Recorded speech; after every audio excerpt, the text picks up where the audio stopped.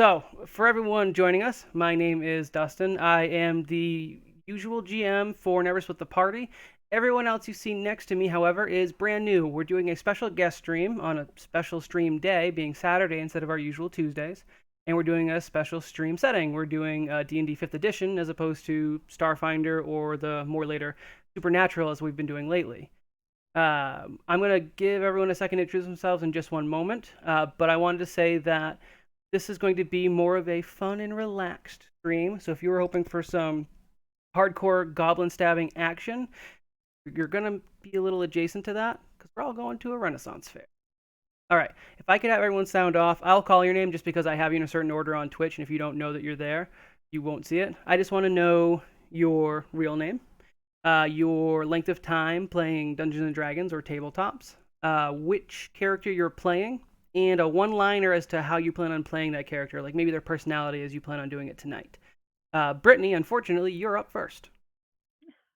I am Brittany. I am the wife. I am going to be playing Zoe Van Compt. What else am I supposed to be saying to you right now? You can also pronounce that name however you want. Yes. Um, what else was I saying? I'm so sorry. This is my first time ever wearing a headset or playing any of these games, so this is exciting. I'm going to be playing Vioi. She's a changeling, and she is going to kind of get whatever she wants. How she usually rolls. She's also the bard for this evening. Next up is Angel. Hey, I'm Angel. I'm going to be playing Lyra Enrith, who is the elven druid of the evening. And typically she's just going to play games with people. She's going to try and mess things up as much as she can. Next up is Peter. I probably should have told you that. Yep, that's my bad. Thanks, Dustin. You got it, boss. Yeah. My name is Peter. I'm going to be playing Rinny Rai Olanth, who is a dwarven cleric who's going to try to help out anyone she can. Is that the character name that got generated, or did you make that up? It was generated. I do have a backup if you don't like. No. Rinny's fine. I'm gonna forget all of your names though, because I didn't write any of this Yep. down. So I'm gonna be like, "Hey, you," and yeah, that's gonna be great. Yep. Next up and last up, Steve. That's on you. Hey guys, I'm Steve. I'm going to be playing Urmont the Furious. I'm all about glory and achieving as much glory for my tribe as possible, and I pretty much solve every problem with violence. I've been playing Dungeons and Dragons for Pathfinder for about maybe 3 years, 4 years. So I'm still pretty new to it, but we'll see how this goes. All right, I'm still adjusting some OBS settings. Like I said, I'm not usually the one who does this. I'm trying to get the audio for Zoom to be a bit higher. Nick, how's that sounding? Okay. And I also never opened up all my notes for tonight because, who needs that, right? Always. Notes are never useful. Nah, I always forget my notes. It's fine. Just gonna wing it. All right. Do we get it? Okay. Nick says it's good. Audio is good. All right. For my players, since we've got experience ranging from none to some, pretty much. I have quite a bit. Actually. Yeah, and I know Steve plays tabletops, but he's more in the Pathfinder realm. I have no idea I know nothing about Pete. Pete's a complete maverick. I'm currently since like 2nd edition, so. Oh God, 2nd edition. That's fine. I have been playing mostly 5th edition. My campaign right now is actually a little bit of 3.5 mixed with 5e. It's a little strange. It's great though. I love mixing up settings. That's totally fine, and systems. I gotta remember not to put things on my other monitor because I forgot that I'm just doing a full window capture. So if you guys see all of my tabs, don't worry, nothing's bad. I promise. Okay. He's double checking them right now. I just looked. Yeah, that sounds about right, Nick. Improv DM extraordinaire. Yeah, that sounds about right. That's fair. All right, now, just so people know who we've got, Brittany is my wife and I made her play. Angel is our longest running fan and resident binger, also resident Discord haunt. Steve is a support staff member on the channel. He's the guy we see in chat as Leviathan, and he's made several NPC appearances. And Peter is a friend of the channel. He has also made some NPC appearances, but I don't tell him when that happens, and he really doesn't know. You've been in I find the out days later. you've been in the last 3 episodes of Supernatural. I don't know if you knew that, Peter. As myself? Yes. I don't scare everyone away. I don't scare everyone away, Nick. You scare some people away. Oh God! Are these linked anywhere? Oh yeah. I post Okay. them frequently, Peter. You should know that. It's fine. I'll share them with you after. For now, Okay. let's get started on tonight's event because I would like to let you guys get out of here at some point. Also, if my children harass, Brittany's technically closest to them, so sorry, Britt. Let's see. Where are my notes? That's not notes. That's notes. All right. You 4 are an adventuring party. You guys have been together for a little bit, so you all know kind of your own ins and outs. If you guys have questions for each other, feel free to ask and feel free to be honest with that. You are now returning to the city of New Neverwinter after a successful quest. You slayed a particularly grumpy giant or some such oversized tyrant, and you were rewarded handsomely for your efforts. As a group, you've decided to spend some of your reward at the annual Ye Old Neverwinter Faire, a carnival type of fair in honor of a group of heroes that saved Faerun during the Dark Times a decade or so ago. I noticed my notes are on the wrong monitor with my webcam, but you guys are going to have to deal with my side eye. Your interest as a party was piqued by the contest running this year, a brand new contest that is new for this version of the fair. By participating in games and events, you can earn tokens. The individual with the most tokens at the end of the day becomes the fair ruler, fairest of them all, which comes with a cash reward and free booze, so it's going to be a highly sought after prize. That's where we're going to start up for you guys, and then I'm going to kind of go into scene there, but I wanted to give you a little bit of the mechanics there now because it makes sense to. Instead of a general like dungeon dive or going to fight a big bad or going into a haunted mansion like I was originally planning, Aw. you guys, maybe we'll do it later. You guys will be going through a fair. There are a number of mini games I have made, or will make up so quickly it looks like I made them. If you guys pick something weird, and depending on how well you do or how significant of a challenge you take on during these events, you are able to earn tokens. Tokens are meaningless, other than they're basically points. And out of you guys, while it is a friendly game, whoever has the most points at the end, out of you 4 players, wins the stream. I have no reward for you other than you won and you have bragging rights, but this has got a slight competition edge to it. I will say, please don't take it seriously. I have made no attempt to balance things. I expect people will cheat, and for the most part, I'm okay with it. And I expect some things will just go horribly wrong from what I anticipated. So take it as loosely as you'd like. Everybody destroy Steve. Totally. You can try. I think we got our first back alley deal here going. Not quite what I expected, but that's fine. All right. Back into it. Got it. As you all enter the fairgrounds, you are greeted by many sights and sounds. Villagers and travelers in all manner of costume and garb, from long flowing robes to hairy, furry Viking or barbarian vests. Then there's also the sounds of laughter and revelry, don't mind that word tripping me up, just past the entry booth. You've all decided to use 200 gold pieces each as your allowance for the fair. Take notes. The first purchase, then, will be tickets to gain entry to the grounds. As you approach the booth, you are met by a young-looking elven girl who looks prim, proper, and happy to serve. As the 4 of you approaches, she says, "That will be 25 gold for your entrance fee." What do you guys say? Or do? Lyra immediately starts like pulling out tokens out of her pocket and like she tries to like spread them on the table, counting them out because she's not very. She tries very hard, but she's not actually very intelligent, so it takes her a minute. She's also a druid she's from the wild, so things like money is kind of a weird concept. I get it. When was it? Group discount? Group discount. Now let me see. You're a dwarf, right, Peter? Yeah. All I right. can't do a Scottish accent, so ask that from me. You can do whatever accent you want. That doesn't be Scottish. I mean, that's kind of racist, I think. Um, also, the only one I can do is a terrible Irish, so we'll see that later. If you're trying to persuade her for a group discount, go ahead and give me a charisma check. I should probably open a character sheet so I have it. Give me a Is persuasion still in 5th edition? I'm a little bit Yes, stuck in persuasion. Pathfinder. Persuasion check. Give me a Okay. persuasion check, Peter.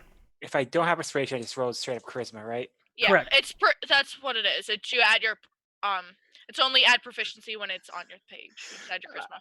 I think I might accidentally grunt in Dwarvish because I rolled a 4 with no modifier. So for your attempt at group discount, please. Yeah. I think it more comes out as, but there's 4 of us, and she's just like, hey, that'll be 100 gold pieces total. All right, I'll just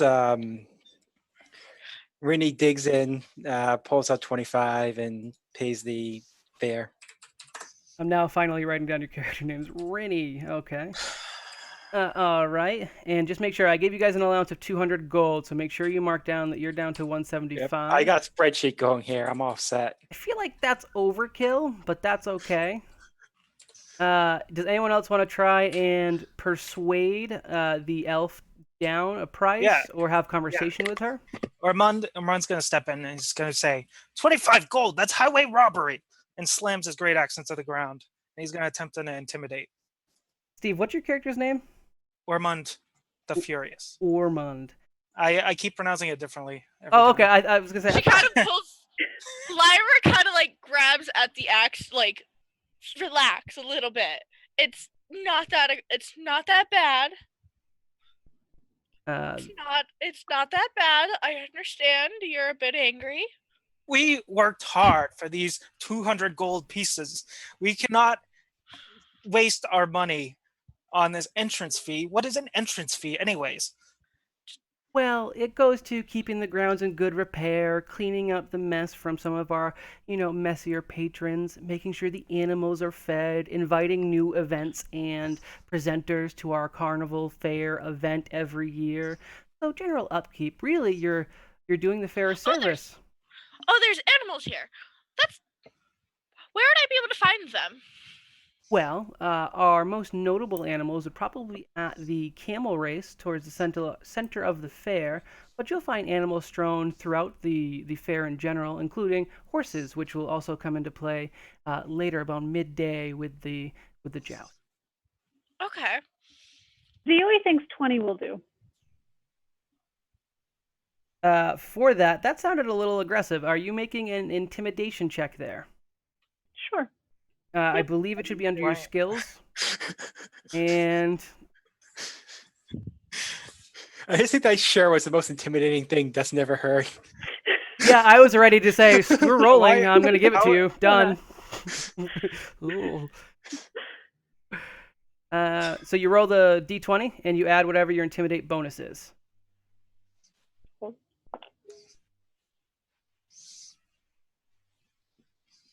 She was concerned about having to do quick math, but 16. 16? I have a 15 plus 1. Perfect. All right, that will work. So as you kind of come up, so you're a changeling. Your physical appearance can change. What do you look like right now? What would you say is your overall look? Because your species isn't really stuck in one kind of mode. So I am pretty confident, and I am in a human shape. Is that? No, human's fine. Yeah, human form makes sense. Human form, and I am dressed the part to go to the Renaissance Fair. And I'm hanging back a little. I'm a little off put by the fact that we have to pay to get into this place when we come dressed as one of the people that would be there, and we think that we should be able to come in a little bit less than everyone else because of that. We look the part. Well, by your intimidating tone, and one might even say mom voice, the elven girl kind of like is taken aback a bit and says, Uh, sh- yeah, you know what? For you, I think 20 works fine. Okay. And she'll happily take 20 gold from you as our dwarvish friend walks by, still having paid 25. Um, to the orc or half orc who is aggressively posturing, she says, "Would 20 work for you as well, dear?" Do you know what we went through to get here? What was that's the auto character. What was the monster we slayed before coming here? Generic beast. I had made it a giant or otherwise oversized tyrant, but feel free to use giant. Do we have a trophy from that kill? Do you think your half orc would take a trophy? And if so, So it says in my equipment that I have a trophy from an animal I killed. oh yikes! Oh sure, yeah. Which body part of this giant would you carry around? You don't want to know. Well, I suppose the head would be kind of a lot. Yeah. Either head would be I kind of got a its lot. hand. I have its hand. Probably you want like a thumb or a toe. All right. Yes, toe. Toe, Yeah, all right. I got this. Kind of like Take it someone would to- carry a rabbit's foot. You just carry around in a giant's toe. All right. So I take out the toe and I said, "This is from the beast that we slayed on our path here." That I mean, it wasn't on the road to the fair itself. We didn't put the giant there. We protected your fair by destroying a beast that could have intervened. Make a persuasion check and see how that goes. All But right. I know your charisma ain't good, so. I was trying to do intimidate. If you wanna get a little bit more weapon shaky there, I'll give you an intimidate. Well, I got the weapon out. It's slamming It's like into the ground as I'm slammed. talking. All right, make the intimidate. Is someone's mic close to their mouth? I want to move it just away. I can't tell who it is, but It's probably So I got Steve Steve's fan. so I rolled a 14, and for intimidate, I get plus 2, so 16. As long as it's not a negative, you have successfully intimidated her. Are you getting in there without paying at all? Ideally. Okay. She says, "You know what? Your toe is kind of putting off the guests behind you. Why don't you just go on in and make sure you don't bring that out again? Okay? That's a good half orcish friend.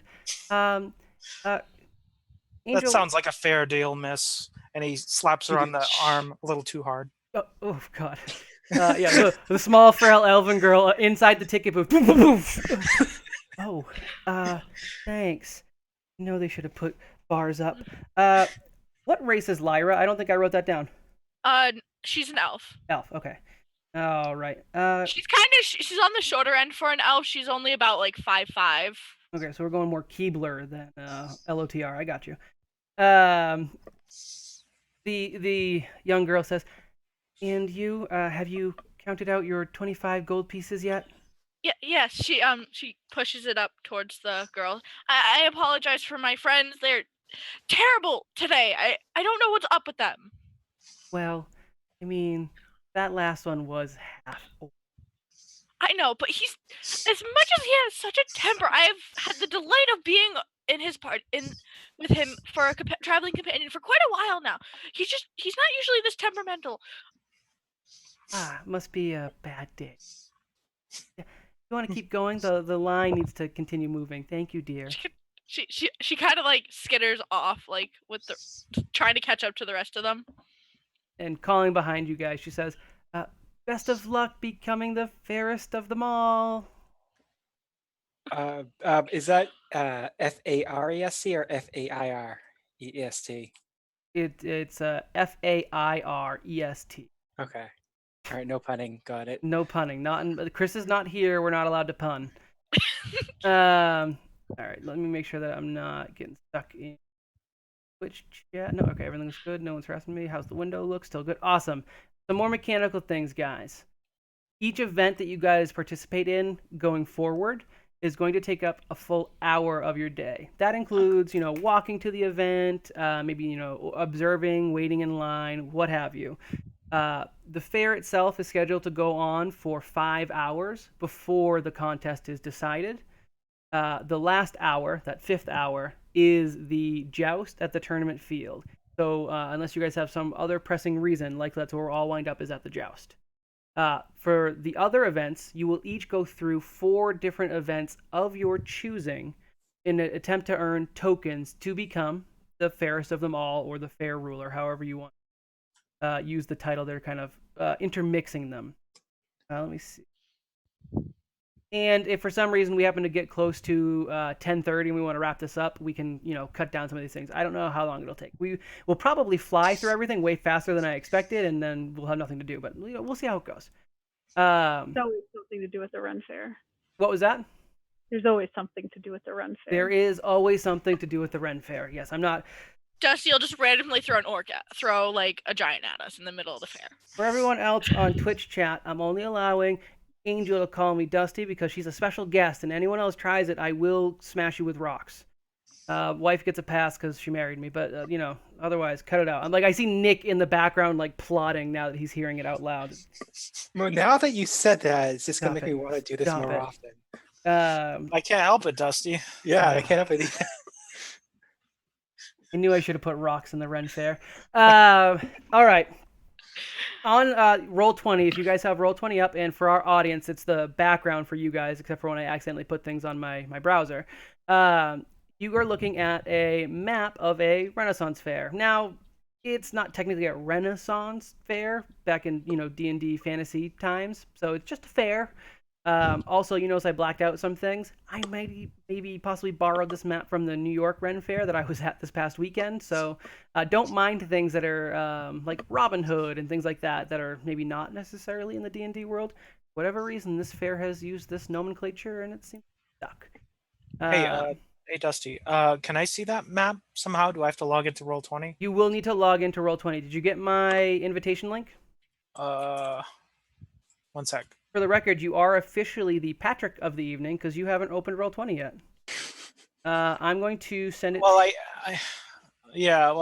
kind of opened it, and then I didn't get your link. Where's your link? I don't know. I put it in a bunch of places. I'm gonna put it into our Hangout. In the Alright. Never Set the Party Hangouts.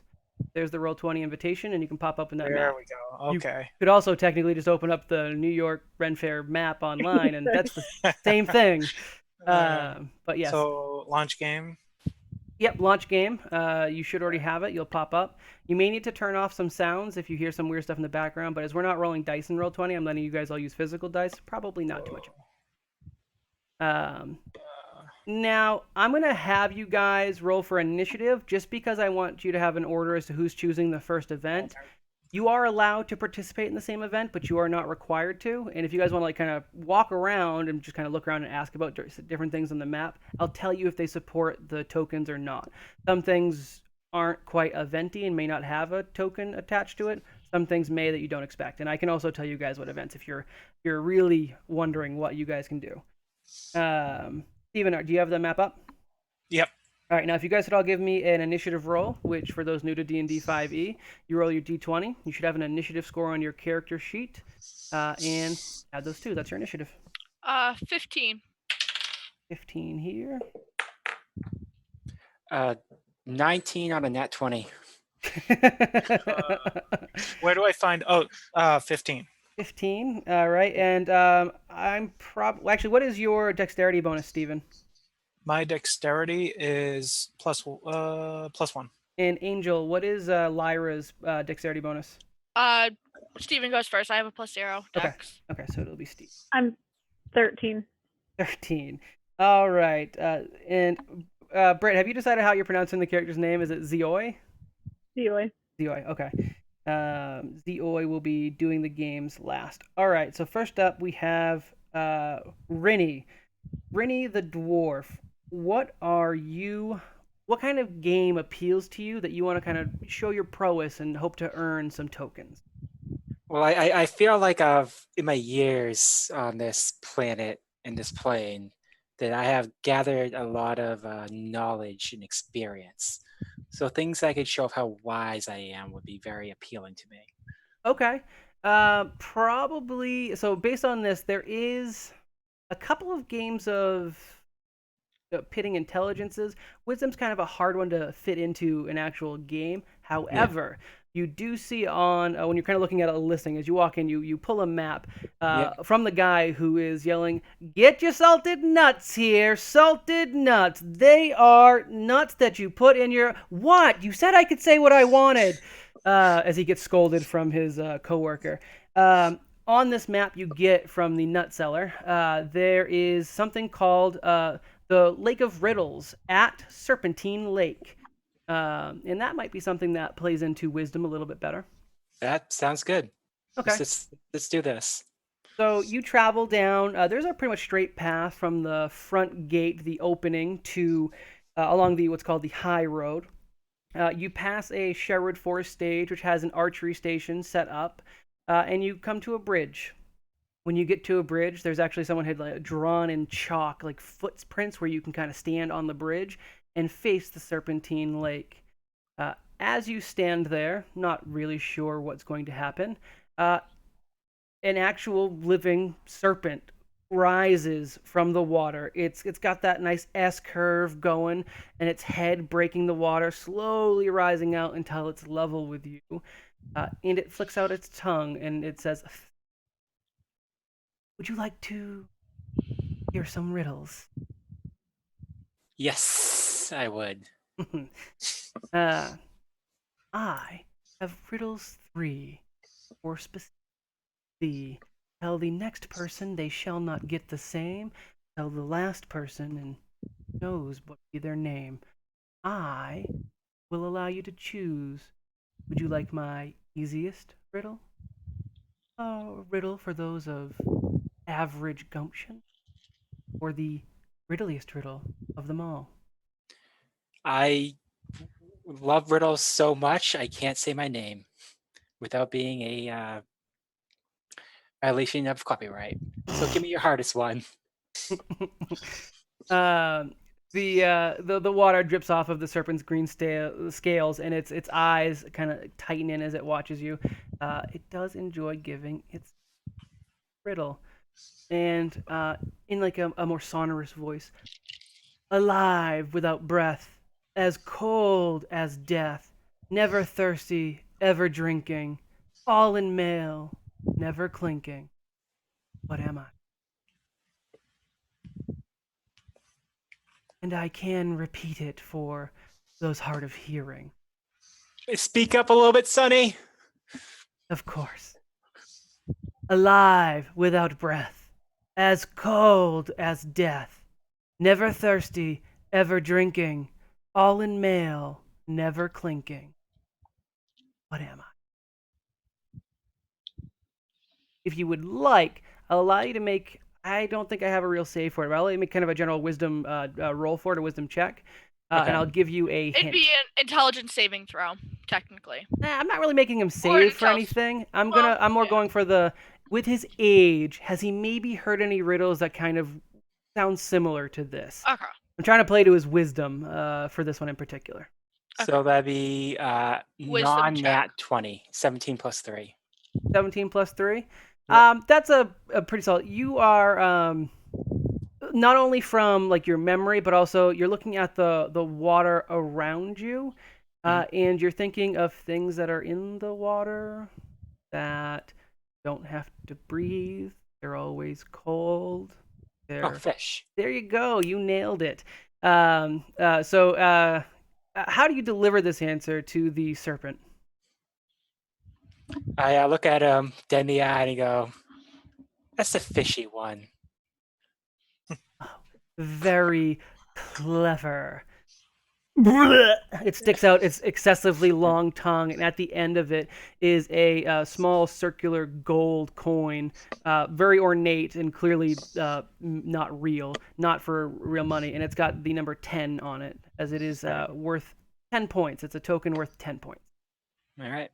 I pluck it out. Well, may your next challenges be a little bit less fishy. And it recedes back into the water. All right, I'm going to go with that for now. And for anyone who is a big Tolkien buff, I totally ripped that, and I'm glad Peter hadn't read any of the additional poetry attached to the Lord of the Rings series. Yeah, but that riddle scene is my favorite scene in that entire series. I know it's The Hobbit, but that's pretty much the only part of the series I like. I don't know if that one was actually in The Hobbit. I found it online in a list of poems from that scene, but I think it's like him like riffing on other things. Yeah, I don't think it Because was. that But one I don't remember being in the book, but also it's been a while. yeah. Ormond, you are up next in terms of your challenge. Looking at the map, if you see something that calls out to you, I maybe already have an event built, or if you'd like a more general what builds your what works towards your build, like we can talk about that too. Let's see. Well, Ormond is very interested in feats of strength. So anything that would be a feat of strength, or I mean, in my vision, do I see like a whack-a-mole?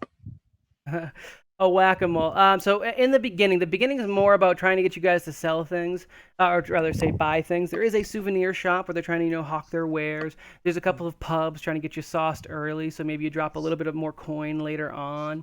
There's information booths, a number of bathrooms so that people can relieve themselves and not in the lake again for serious Gus. Is But there a mirror shop so he can find the whack-a-mole? what? Is there a mirror shop so he can find the whack-a-mole he Oh, desires? yeah. Not. We're not hitting each other. We're not hitting ourselves. It's fine. There is something on the map when you review it. Actually, can you read? Yes, Okay, as long as I think, sort of. I think you're okay. Fine. You do see something that has the word "wars" in it, which is kind of something you're very experienced with and good at. This one is called Boffer Wars. But you stroll through. You actually walk past your dwarven friend, talking to some serpent beast that has arisen out of the water. But you are dead set on getting to the wars aspect of the fair, and you pass on through. You pass through a fairyland, or there's different species of fae and fairy having gathering and dining. There's an area specifically for children. So you've got little kids and like fake chainmail running around with wooden swords clacking, and then you get to Boffer Wars. Boffer Wars is it's a bit of a combat-oriented event. It is a log suspended by ropes between two trees, about call it 3 feet off the ground. There are kind of two saddles, horses' saddles, without straps for you, anyways, no stirrups or anything, that you sit yourself on. You get these big, like cushiony, like pillows on the end of what looks like it might have been like a quarterstaff at one point, and your objective is to bash the other person off of the log. Does that sound up your alley? What a barbaric sport! I must participate. That's right. And can I get a mic check? Everyone, move your mic slightly farther away from your mouth, or farther away from Steve's fan. I still don't know. Is it my fan still causing No, noise? no, no. Your fan was like I said, it sounded like Twister. You're totally good. All right. So as you gear up, I guess first I should offer this to anyone else. Zeoi or Lyra, would either of you be interested in participating in the Boffer Wars, or is that not your speed? I am not good in strength, so it would not be my speed. Okay. Zeoi? I am not good in strength.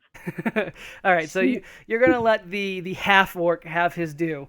All right, so as you approach Ormond, let me see where my notes are for Buffer War.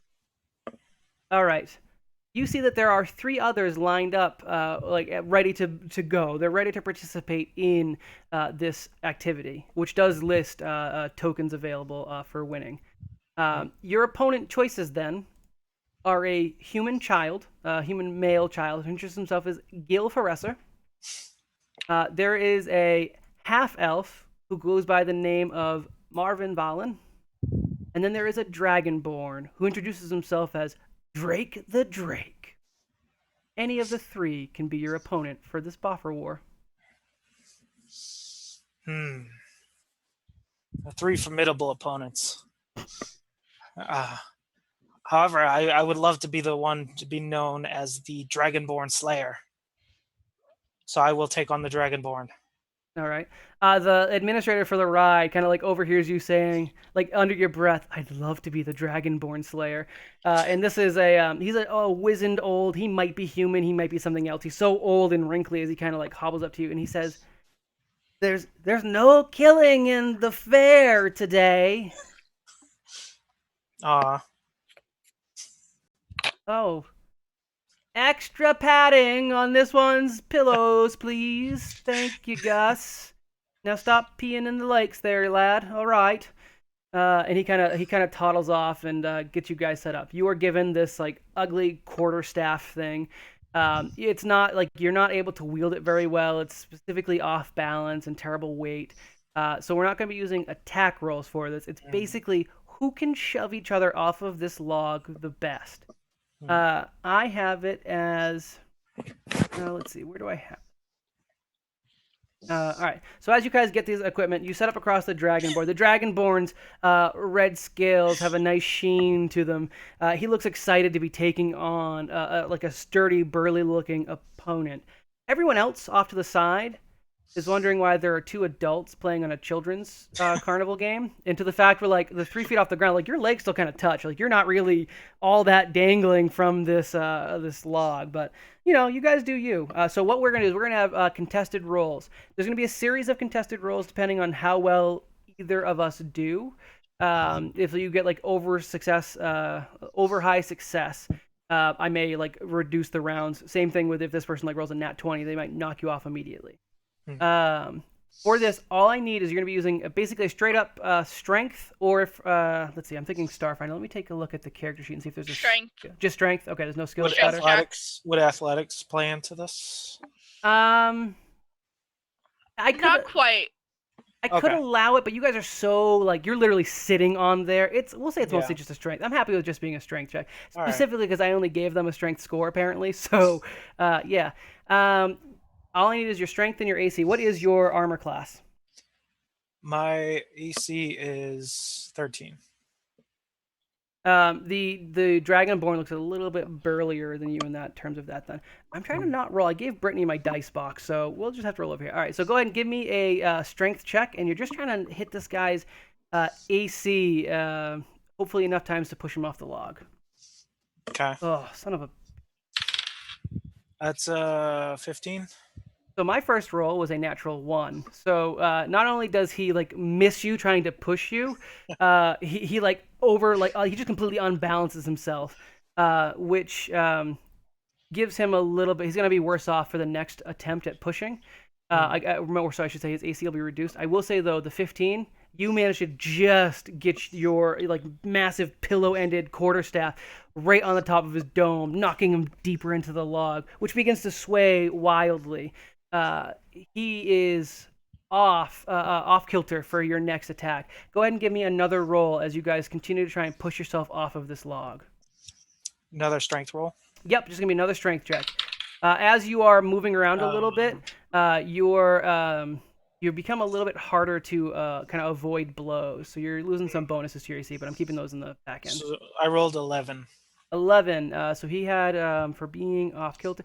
Yeah, you miss him this time. You're not actually able to get a tag on him, but you manage to deflect his incoming blow, which just simply isn't enough. He's still trying to recover, and he's having a hard time getting, again, this obnoxious quarterstaff, which is kind of made for a child, but, you guys are making do. From the side, it looks like two grown adults just trying to bap each other with, pillows, but it's fine.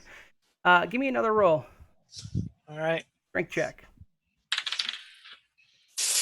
Ooh, not good. 7. 7 total? All right, Yep. You miss this time. You kind of whiff for his rib cage, and he slinks back and manages to pull his pillow down on your head this time, knocking you into the log, causing it to shake even more. Give me another attack roll. Or, sorry, a strength check. Strength roll. Yep, strength check. That's 10. 10. Let's see. He's not off kilter anymore. Yeah, you're not able to hit him.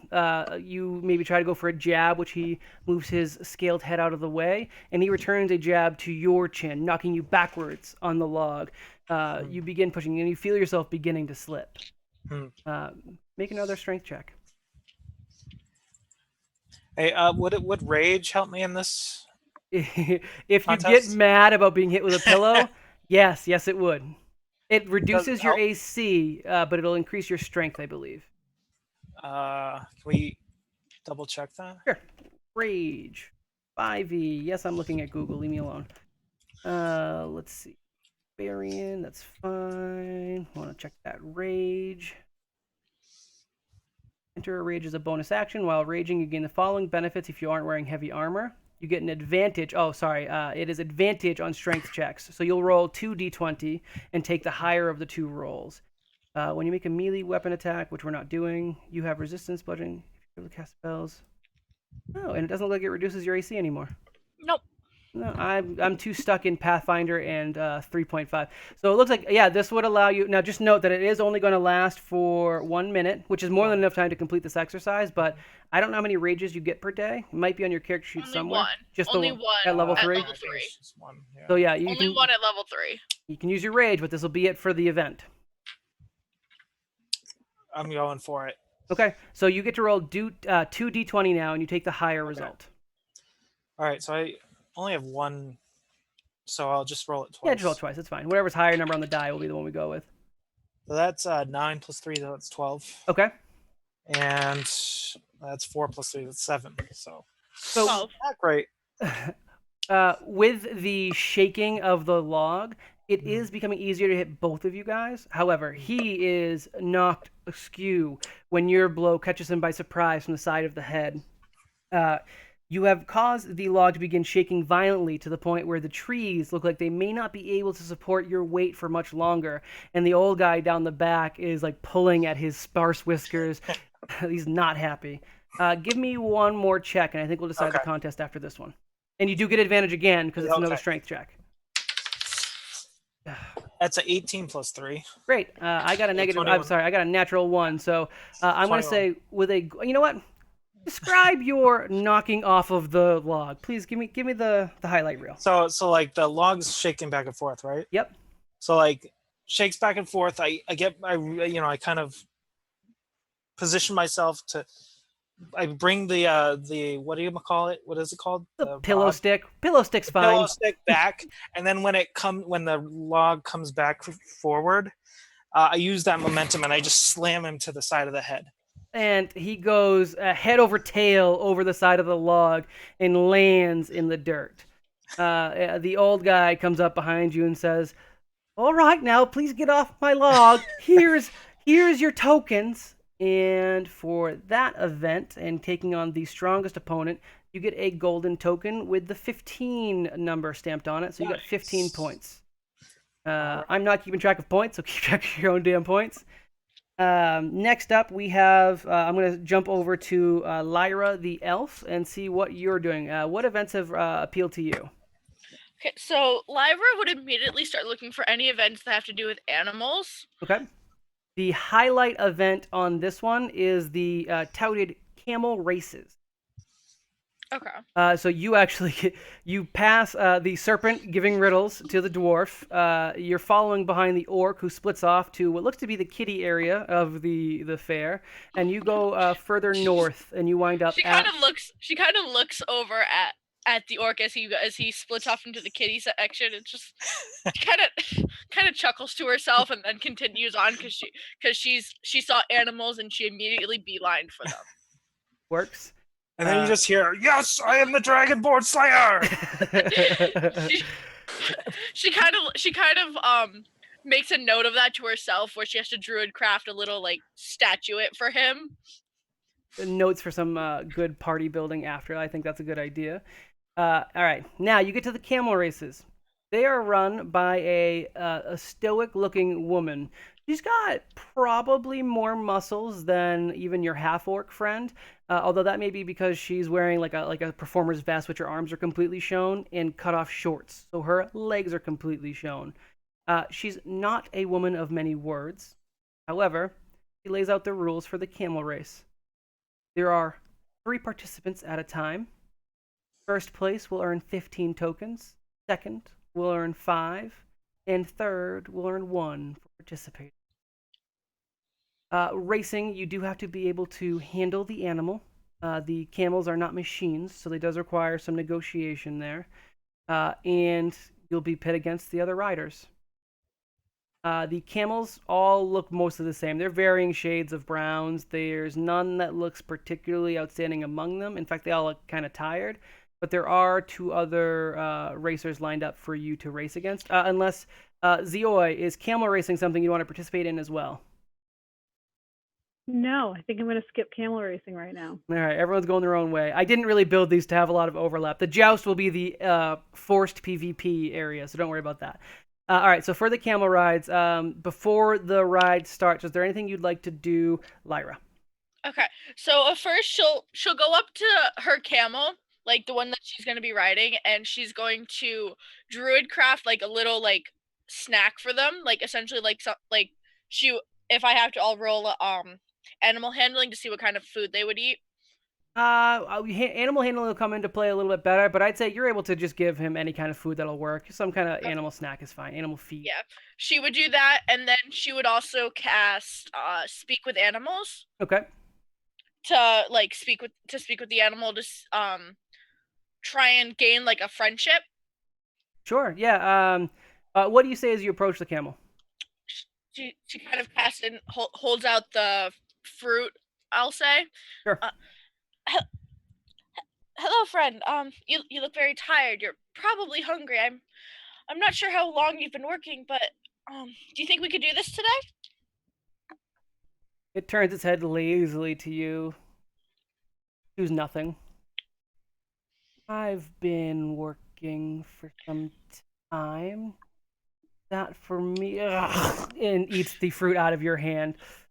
Oh, great. I think we could do this. Hey, Yonkers, Portchester, go a little slower for me, all right? I like this one.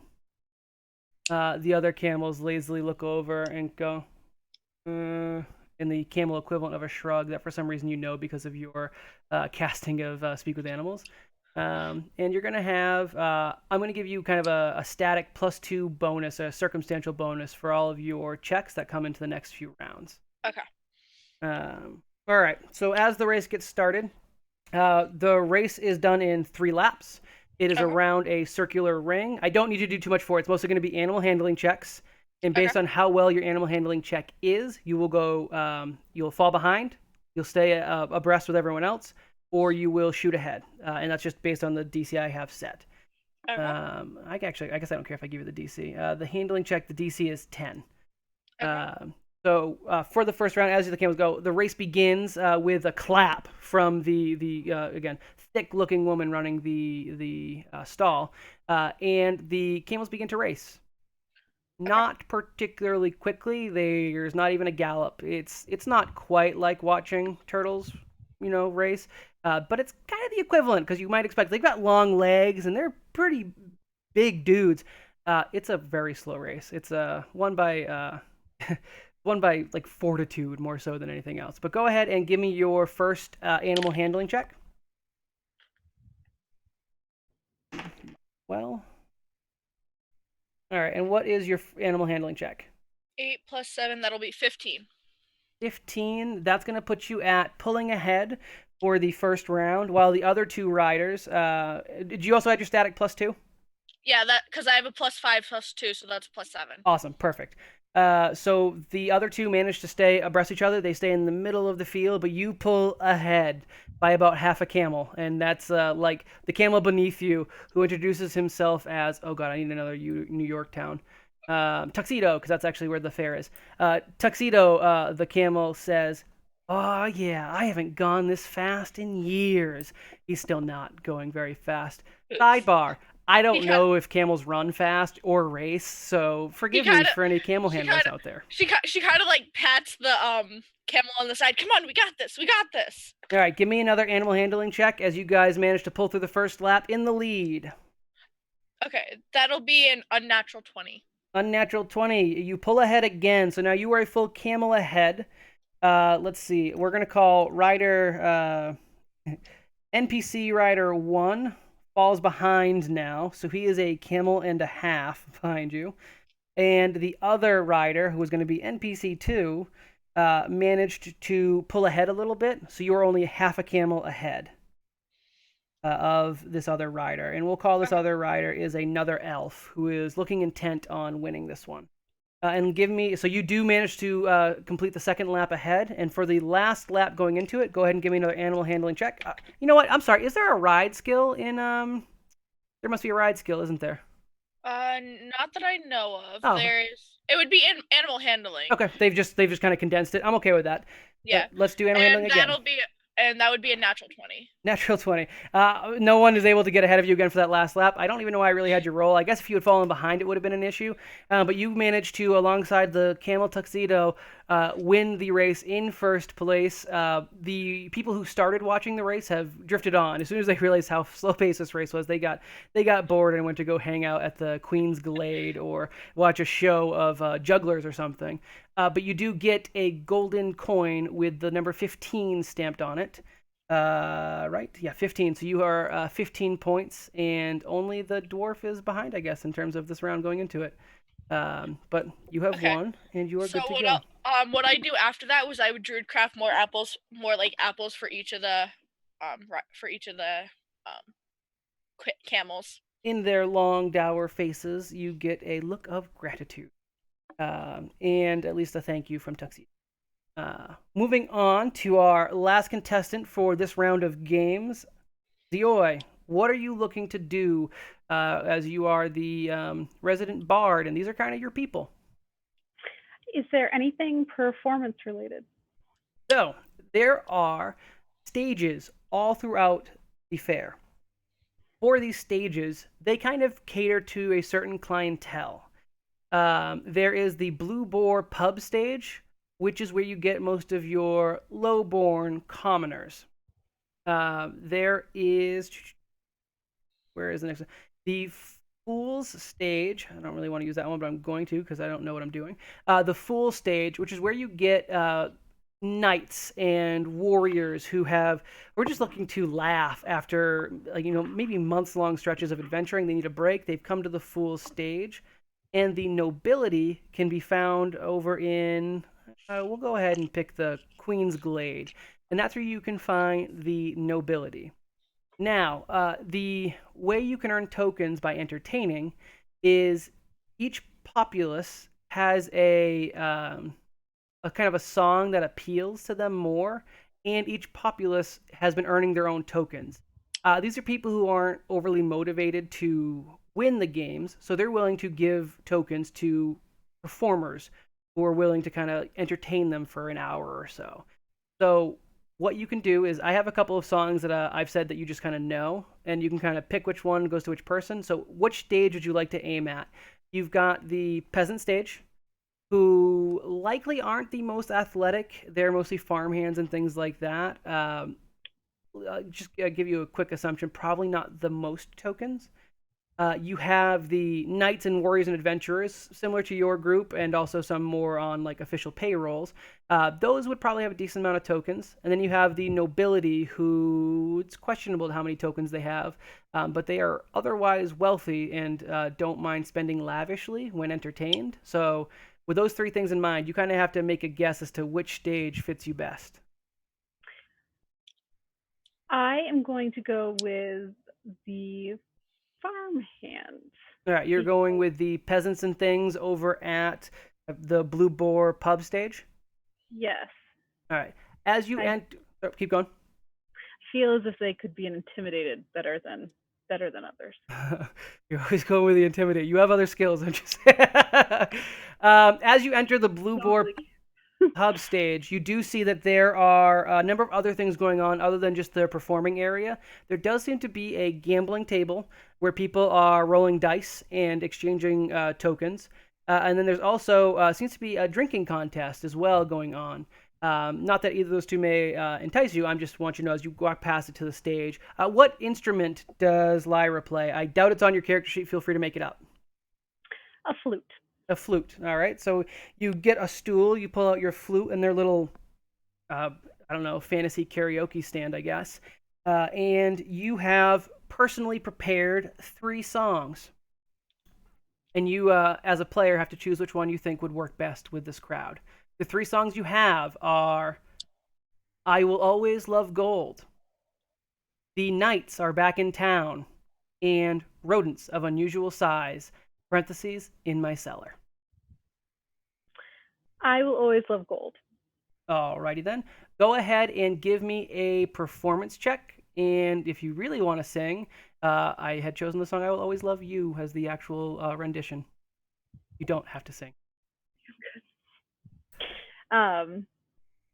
So I'm rolling. Yeah, I think you have performance as a profession or a skill. Let me pull up your character sheet because I actually don't remember. Or Angel, who knows more about 5e than I do, could also chime in. So under it would skills, probably be performance, and since she's a bard, she would probably have it as a skill. So she would have her persuasion, she would have her charisma bonus, as well as her proficiency bonus. I see it. Yep.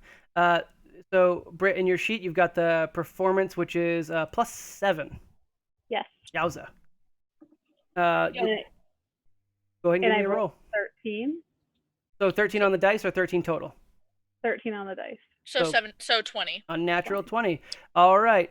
So you notice that the song as you sing it, the lyrics are all mostly about acquiring gold and having an obsession with money to the point where people are less important to you than money. And you realize that maybe the clientele of the Blue Boar pub stage don't quite get your sarcastic humor as you play this song, or that you're riffing on nobles. However, you do manage to perform so well that despite choosing the suboptimal song, you are able to earn a number of tokens. They kind of each they chuck tokens at the screen basically, and you collect them. And I'm going to say that gets you 5 points, but they bang their feet, they stomp their feet, and they call for an encore. From your repertoire of songs remaining, you could play The Knights Are Back in Town or Rodents of Unusual Size in My Cellar. Rodents of unusual size in my cellar. All right. You have picked the correct song for the establishment. That's unfortunately stacked against you. It's a every early RPG quest is from a bar owner or peasant to go get a giant rat out of their basement. It's also a reference to The Princess Bride. Go ahead and give me another performance check.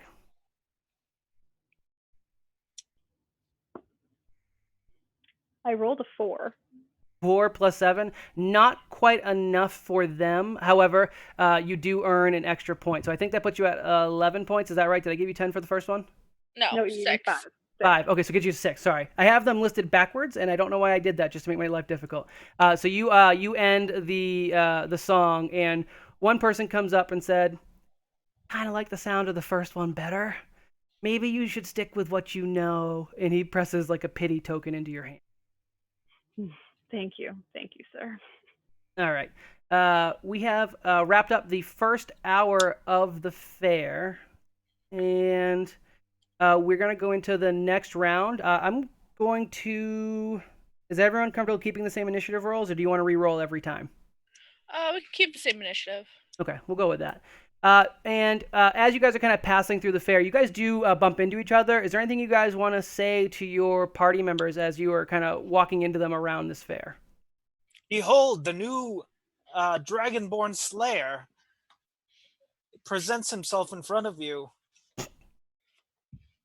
Majestically. Lyra just kind of chuckles. I did see that. Hold on a second. I got it was glorious, was it not? Did you get the pinky toe this time, or did you go for the big toe again? It was glorious. Let me do a rendition of this, as he starts druid crafting a little statuette of the dragonborn that he knocked off, as it's falling in air. Wait. Before you druid craft, we all know that you keep trophies, so we need proof of this. Uman, let's see your trophy. Out of character, do I have a trophy from this? Oh, I have the 15 gold coin, right? You do. I'll say you hit him so hard that you might have knocked a tooth out despite the pillow, because that last one was a big hit. I'd say, yeah, you got a Dragonborn's tooth. All right. So I take out the tooth. Here's your trophy. The tooth from the Dragonborn. She kind of like just like druid crafts like a little like dragonborn falling off a stool. It was essentially they were standing on stools. Effectively, in terms of how high it was, sure, yeah. I turn to the bar. I say, do you think that's an actual tooth, or is that a pebble? I'm not quite sure. I'm not quite sure either, but give it to him. It's All making right. him happy. Okay. All right, Dragon Slayer. Dragon Slayer it is. Yes, thank you. Uh, she kind of I am humble. humble as you evolve from Dragonborn Slayer to Dragon Slayer and are canonically keeping it because the dwarf misspoke. I am keeping that. Yeah, okay. She Just kind of allows it. if you say so. Yeah, right. Okay. Yeah, the ladies of the party are just like, yeah, okay, that's fine. This is Just pet okay. your hair and tell you you're pretty, and it will be all right. All right. Back at let's see what we got here. Back at this, I will have Rennie. You have a second event. That took an entire hour to get through this. We might be truncating events after this and going straight to the joust. So pick your the event that looks best for you, or like area of the map that you guys have been looking at. So I'm Minnie's making the way down, checking out the Rotten Revenge, the falconry, and the chessboard. I want to know if the Sky King's falconry is actual falconry, or It is is. drama? There are like majestic birds kept in the falconry. No points to earn tokens based on this, but spend a pleasant few moments enjoying some really rare bird species. All run by an Aracora, I think is how you say them. I might be saying that wrong, but it's a bird person. Aarakocra, thank you. Okay. A bird person, a man-shaped bird.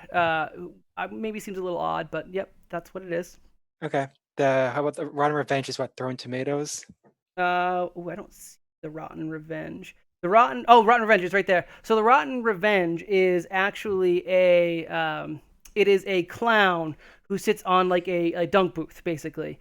Okay. It's you can hit certain things with the tomatoes, and they will give you tokens. But the things, it's very far away, and the tomatoes are very squishy.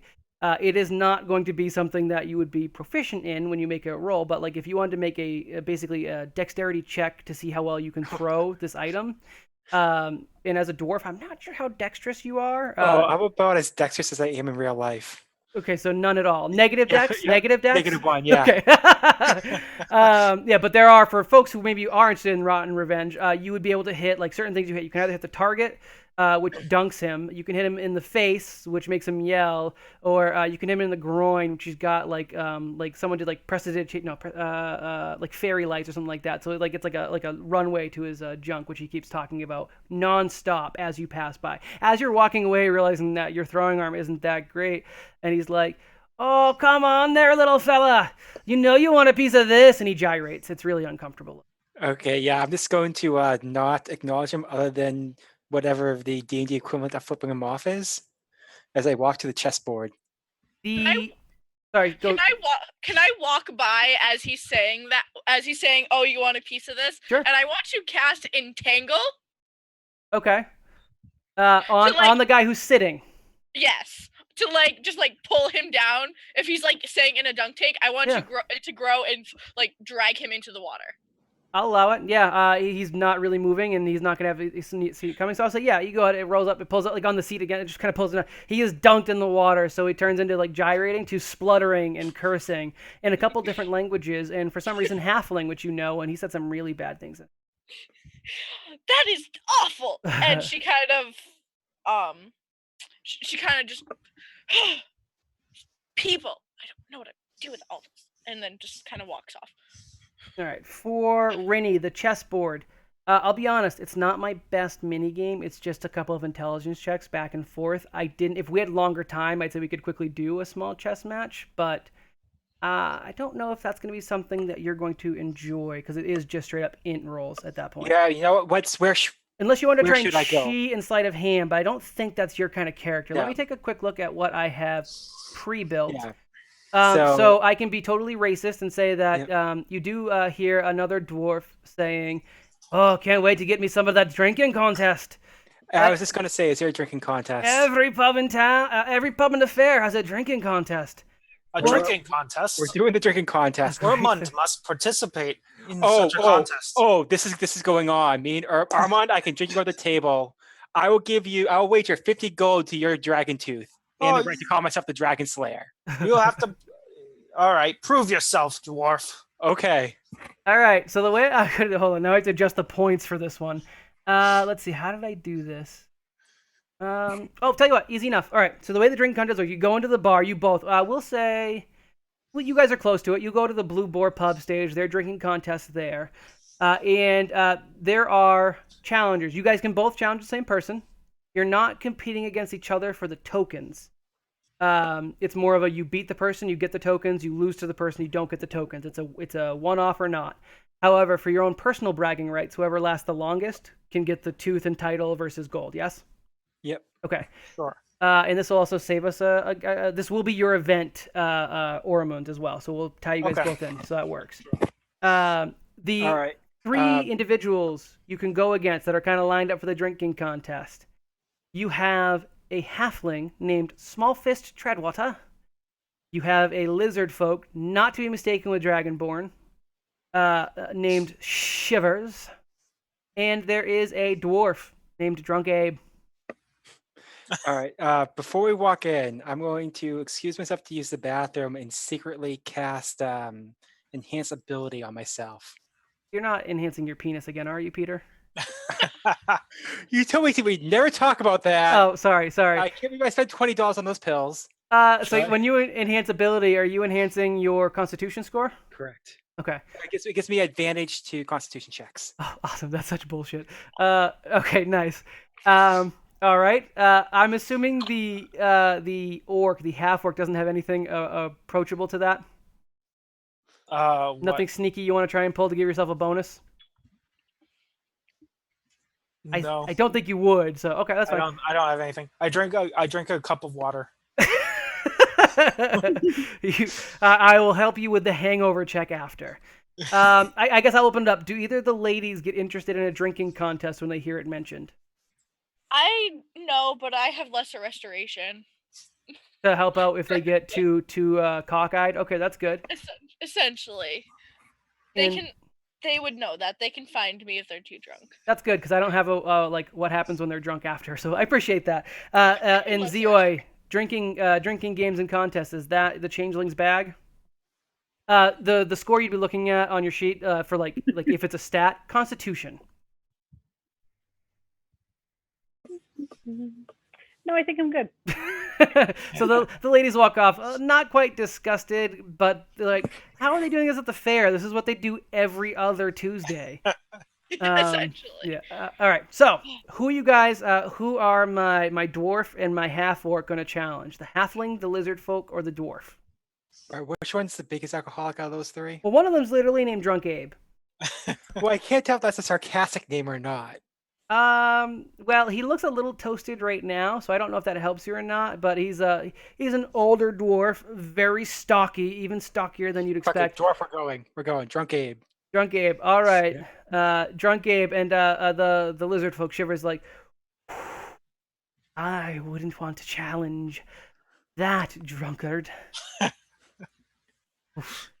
I'm getting a hangover just thinking about it. All right, Drunk Abe saunters, and when I say saunters, I mean stumbles over to a table set up for the drinking contest. I do as well. You stumble? I have a dexterity of 8. I'm pretty sure this is my default walking.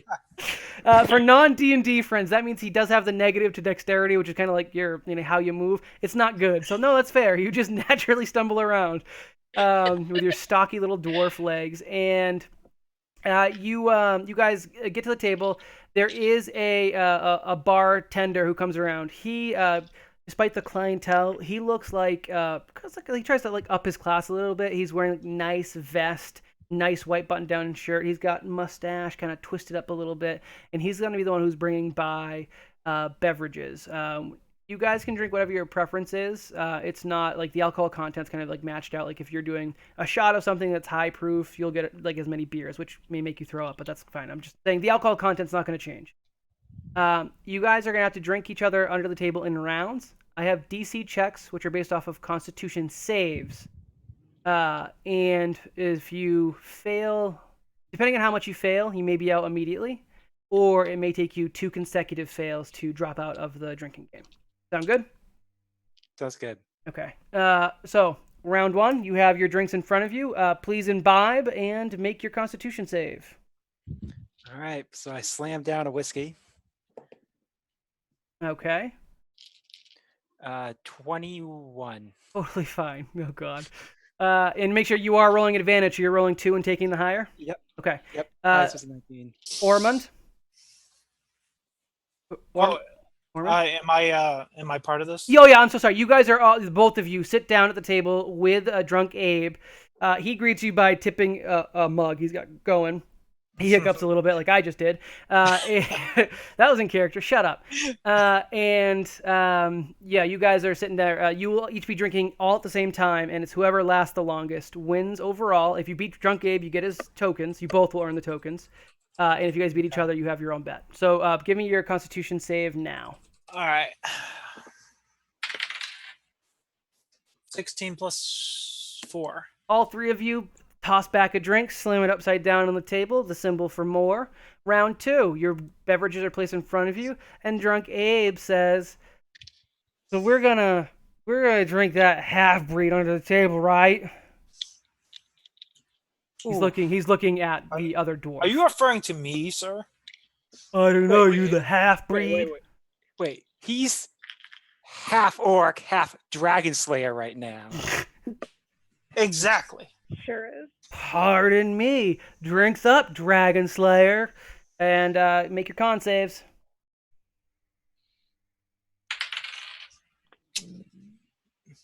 14. Feel good? 7. Oof. That one, for whatever reason, hits you kind of hard. You get a little wobbly and you realize you actually don't drink beer as much as you do the blood of your enemies. So, one more of those and you might actually be on the floor. You lightweight. All right, round 3, because the Drunk Abe had no problem slamming another one upside down. Here's your 3rd round coming. And go ahead and make your Constitution saves. Drunk Abe slams his down a little bit, like dribbling into his beard, and he says, "Come on, guys, this is nothing." Nat 20. 20. It's not 20. 12. Well, I don't know if it's maybe the stench coming off of Drunk Abe that kind of makes you get a little woozy, Rinny, but that one hit you pretty hard. You've rallied a bit, Ormond. You're still, feeling it, but you're riding the buzz. You guys slam your mugs down and make your next check. We're on round 4. They're starting to get pretty difficult. Right, this is the 3rd round? 3rd round. Yeah, 3rd round. Okay. 3rd round? Okay, sorry. DCs are different each round because you're getting a little bit more inebriated. No, 4th. We just did our 3rd. 4th. Round 4. Make your drink, make your save. Oh, God. Drunk Gabe did not make it. Come on. Oh, boy. 14. 11. So he got a 9. You guys both roll higher 14. than a 9? I got 11. Okay. So the way this happens is you guys all take this last swig, except Abe never comes back from swishing it back. He just keeps going backwards, and his chair falls over. He is out snoring beer and a little bit of urine that you see is collected in his pants because he actually hasn't, used the restroom appropriately in a while. He is out cold. The half orc begins to chuckle like boom down on the table. High five. High five. Whatever your name is. High five to Rinny. Although I will say, as Ormond goes for the high five, falls to the table. Also, too drunk to sit up. And you have 1 second of like a victory pose, Rinny. Yep. Before you also slump sideways into your chair, all of you having failed enough. I go Dragon Slayer. Dragon Slayer. All right, yeah. So You guys all get, you both get 15 points. Drunk Abe was worth 15 points by beating him. He does have the highest con save. He just rolled so low on that last one. He failed my critical, like you rolled too low to stay going. And yeah, the title of Dragon Slayer, the erroneous title of Dragon Slayer, has transferred to the dwarf, as well as the tooth, which you'll have to get when you wake up in the next round. That brings us to Lyra. Lyra, what event are you looking for your second? I would probably be looking for something to do with Arcana, like some kind of like magic event. Let me take a look and see what I have in my listing. Although this is mostly run by common people, so you don't find too much. Let's see. Got the Lake of Riddles, but I don't have another high one, so that it'll be diminishing returns if you did the riddles again. The Vikings aren't going to be any help to you. Let's. The only one that I have, let's see, is there anything on the map? Right now, you could do entertainment, like you could try and entertain with different, like a magic show, basically. Like you kind of just like segue into that. What else would be good? Yeah, unfortunately, I didn't roll too many pure spellcasters because their actual spells aren't great. What other spells are you rocking today? That might also help me if you have like a bonus to something. Okay, I've got Heat Metal, Moonbeam, and Spider Climb today, and Animal Friendship.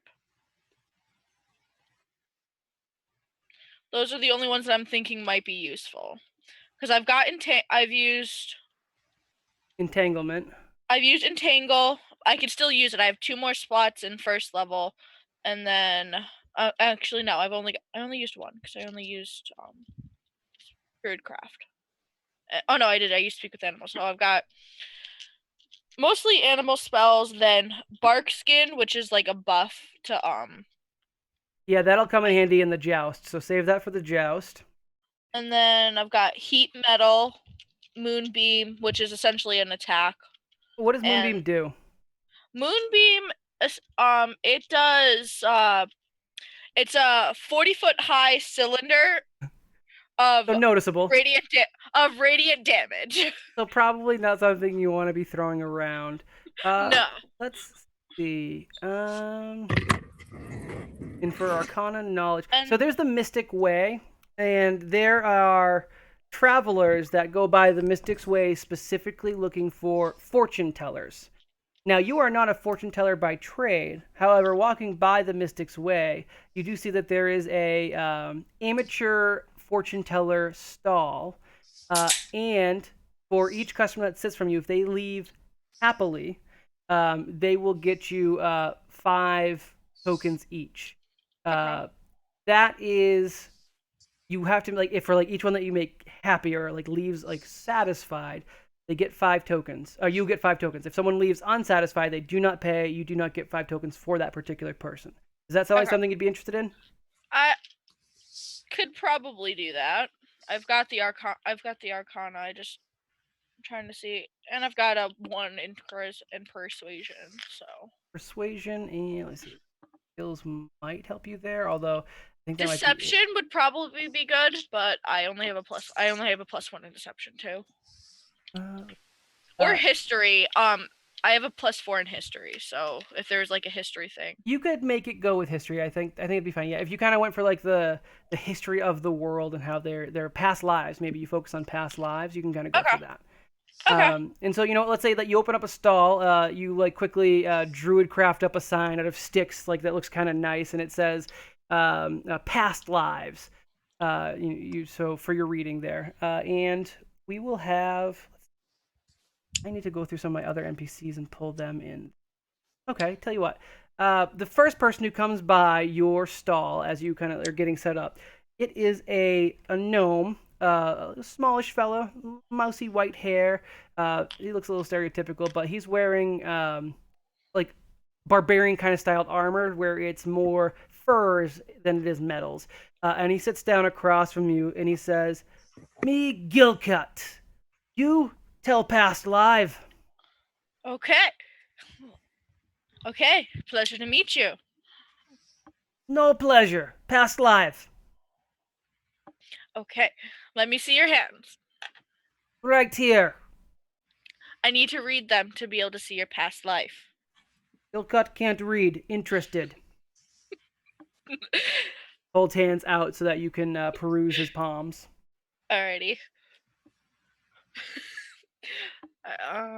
So roll a history check. So make an Arcana check to see if you can make it sound mystical. That's kind of what I'm going with this one. And a history check to see what you can give for a past life, what you know about gnomes. Okay, maybe. so 2 checks. Yep, Alrighty. 2 checks. Okay.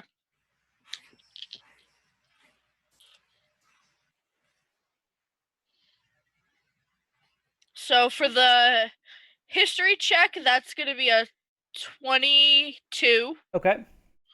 And for the Arcana check, it's going to be an 18.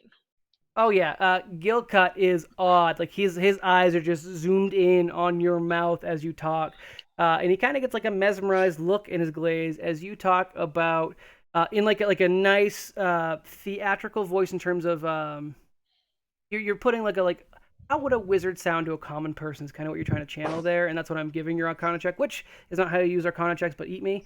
And with the history, you tell him all about the well-known gnome who went by the name of Mindy. Mindy was a powerful sorcerer in her own right, a summoner of sorts, and is one of the very heroes who saved old Neverwinter and was the actual reason why this fair was put together in honor of these heroes. Mindolin was one of them.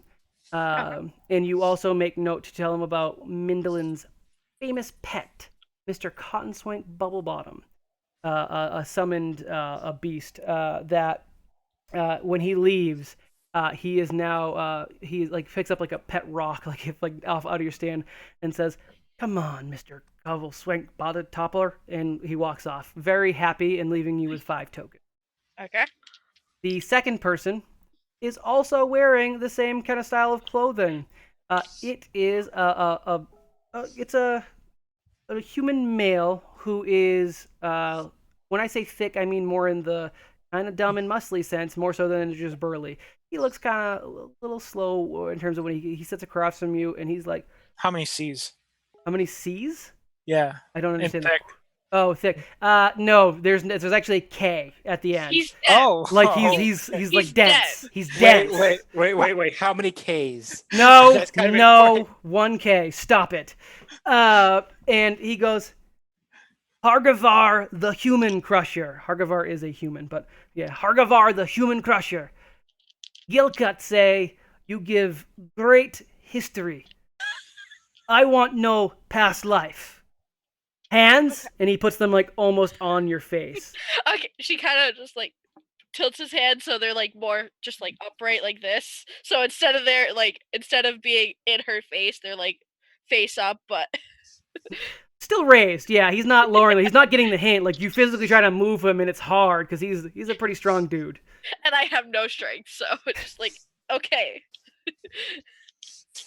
Give me your Arcana check and your history check. I'm gonna try different dice because those were the same exact rolls. I don't know why that happened. I don't mind. It doesn't matter to me. All right, so that'll be a 19 on 19 plus 4, so that'll be a 23 on history. Okay. And 14 on Arcana. All right. He doesn't buy into the magic quite as much, but the history is high enough past what I needed for him that you are able to convince him less with your theatrical, like this is what you think a wizard sounds like voice, like without the like scholarly nonsense. But you do tell him the history of another human who could have been called a human crusher or a crusher of all things. It was a female, I forget the class, some kind of mounted combatant named Linari, another one of the heroes known for saving old Neverwinter and the reason why the fair is in place. Linari was known for a signature move of, with her lance, decapitating almost all of her foes in one single pass. To the point where it was an iconic image and people like a feat people try and replicate and shouldn't physically be possible. for everyone who doesn't understand, I'm doing inside references to an old Pathfinder game that no one here would know about. But yeah, Michael kept rolling nat 20s and decapitating his enemies. So yeah, the history of Lenari, and you tell like that's an ancestor of his, or like in a past life, his soul came from Lenari, and whatever I called this dude, Hargavar, stands up and says, Hargavar need buy lance. Yes! He gives you 5 tokens and stomps off. And the last being to come up to your stall is a bugbear. This is a monstrous humanoid. Looks a little wider than like a human with like dense fur, and looks almost like a goblinoid race. The bugbear's name is Bug the Bugbear, and he is also dressed in the barbarian Viking / garb. You have done well enough with Hargavar and Gilcut that they have recommended you to him. And Bug, kind of imposingly, trying to be as big as possible, and he's pretty big. He says, Bug has heard you tell beautiful past histories that are, of course, 100% nonfiction. Would you be so kind as to read Bug's palm? It would be my pleasure. As she puts her hands out to take his hands. He raises his hands. There's still dried blood on them from whatever he was doing about a couple hours ago. She kind of winces a little bit and wants to cast Prestidigitation, but she restrains herself. Okay. Give me your Arcana check and History check. Okay, so that'll be a 15 on Arcana and 18 on History. 15 on Arcana is not enough to convince him. An 18 on History is going to be a little bit shy on him because there are no known bugbear heroes. You're kind of struggling for it, and he's also much more intelligent than his friends. You don't know this, but he would be considered the shaman of their little tribe. He closes his hands after you are done talking to him about some heroic monster. Let's see, what was in... There was a half-orc that you kind of try to like pilter that was almost like a superhero to the common people. He doesn't go for it, and he says... Armand's ears twitch. He doesn't quite go for the story of Punchman, the half-orc who thinks it was an Oread, or the Oread that thought it was a half-orc. However it goes. And he says, I will be taking my tokens elsewhere, ma'am. Good day. And the bugbear kind of stomped. You made 10 total tokens from this round of events. Okay. All right. We are in the last round for the second round, and I am going to truncate. We'll do the joust after this. So, Zioi, out of the games left, what are you looking to do? Is there anything I can do with sleight of hand still, or stealth? Sleight of hand or stealth? Let's see. Stealth is more interesting to me. I'm trying to think as to how... Hide and seek. What was that?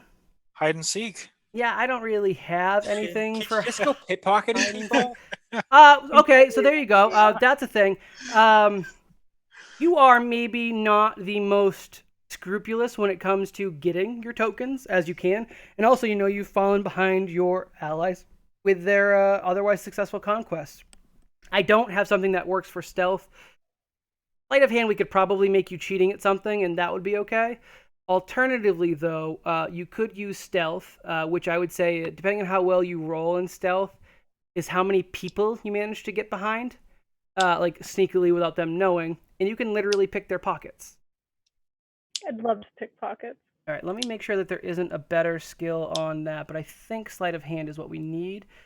Your dex is okay. You do also have spells you haven't used, so you could also use that to help. And you'll be getting a random number of tokens based on a die roll that I'm going to roll in the back here to see what they get. I'll roll each one probably at this point has a potential to have 10 tokens, so I'll roll a d10. That's it. Okay. So go ahead and give me a stealth roll. And do you target any particular kinds of people? I am not sure. throughout the fair, as you've encountered, there are people of different like wealth. There's poor people, rich people, adventurers. There are also very many races. There are going for racious profiling, like the stubborn dwarves, the like barbaric half orcs, some other monsters races throughout. The humans who are jacks of all trades. The elves who are a bit hoity-toity, better or like kind of wispy as they kind of walk through the fair. Um, in terms of like who would be the best to grift from, the people who pay the least attention. Hey, my half orc friend, what's your perception? Me? Yeah, +1. +1. Your passive perception. No. I Uh, actually want to know his 11. 11 passive. 11 is passive. That works. I think that is a better score for me to kind of judge off of. What is everyone else's passive perception, just so I can get an idea of races for that? Mine is a 15. Yeah, I figured that'd be high. And 13. the dwarf, 13. Yep. Okay. So Can I say something? It might be hilarious if you pickpocket the drunkards and pass out the table. you could Just throwing that out definitely there. do a stealth check at the bar. You'd get probably advantage on that because they are pretty drunk. The problem is that they haven't independently earned that many tokens, but depending on how well the stealth roll goes, you could potentially get to pick more pockets. All No, I right. mean like me and Steve are drunk. Oh, you literally want to pick their pockets. Oh, or if you wanted to do a little bit of early PvP, I would let you do. They would be opposed roll. I guess passive perception because you guys are passed out at this point, right? Yeah. If you want to try and steal from your actual party members, which would help put you ahead of your party members, I'd allow for that as well. All right. I'm gonna try and pick the pockets of my party members, because I really have no royalties that don't benefit me. So let's do this. Reading that character sheet Ormond real good. I respects- like it. Ormond respects your lack of principles. So basically, Zioi just hangs around the Blueport pub stage where she had performed, watches you two idiots get so drunk you pass out at the same time as the dwarf and the other dwarf. Sorry, I should say the Abe the drunk. And you have an opportunity to pick the pockets of all three of the passed out drunkards under the guise of helping them. I'm not going to require stealth rolls for that because you're picking on drunks. Okay. Basically, your sleight of hand has to beat their passive perception. So when you try to steal from, let's see, what do we have here? So Rennie, your passive perception was 13. Ormond, your passive perception was 11. Yep. And Abe the drunk, just to make it a little bit more difficult, I'll give a passive perception of 15. Go ahead and give me a sleight of hand check versus, we'll steal from Ormond first. Okay, so I'm rolling plus the sleight of hand. Yep.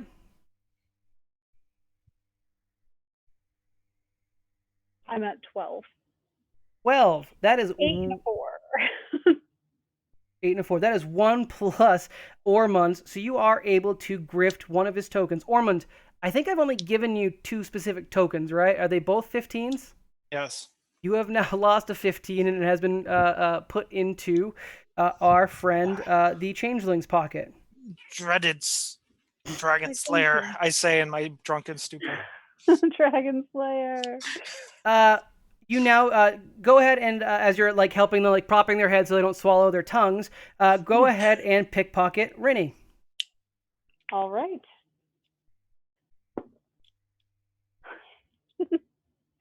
That didn't work.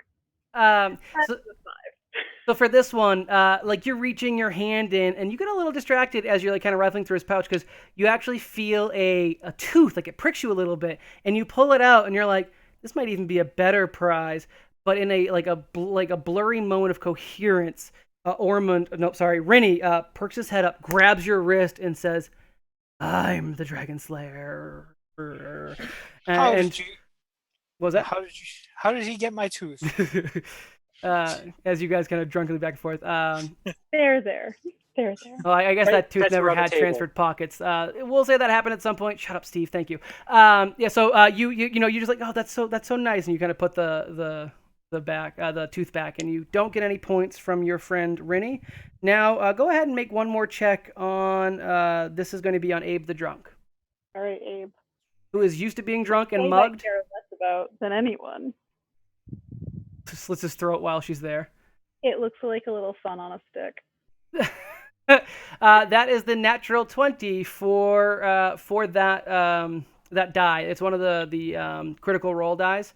So yeah, you definitely beat his 15. You go ahead and you pick one of his 15-point tokens off of him as well, because that's what he actually has to issue. So you've just in one round gained 30. Why, thank you, Drunk Abe. Jesus Christ. That's all right. Kind of like with oh god, what is it? Jeopardy. I've got a gambling round at the end, so you guys have the opportunity to make good.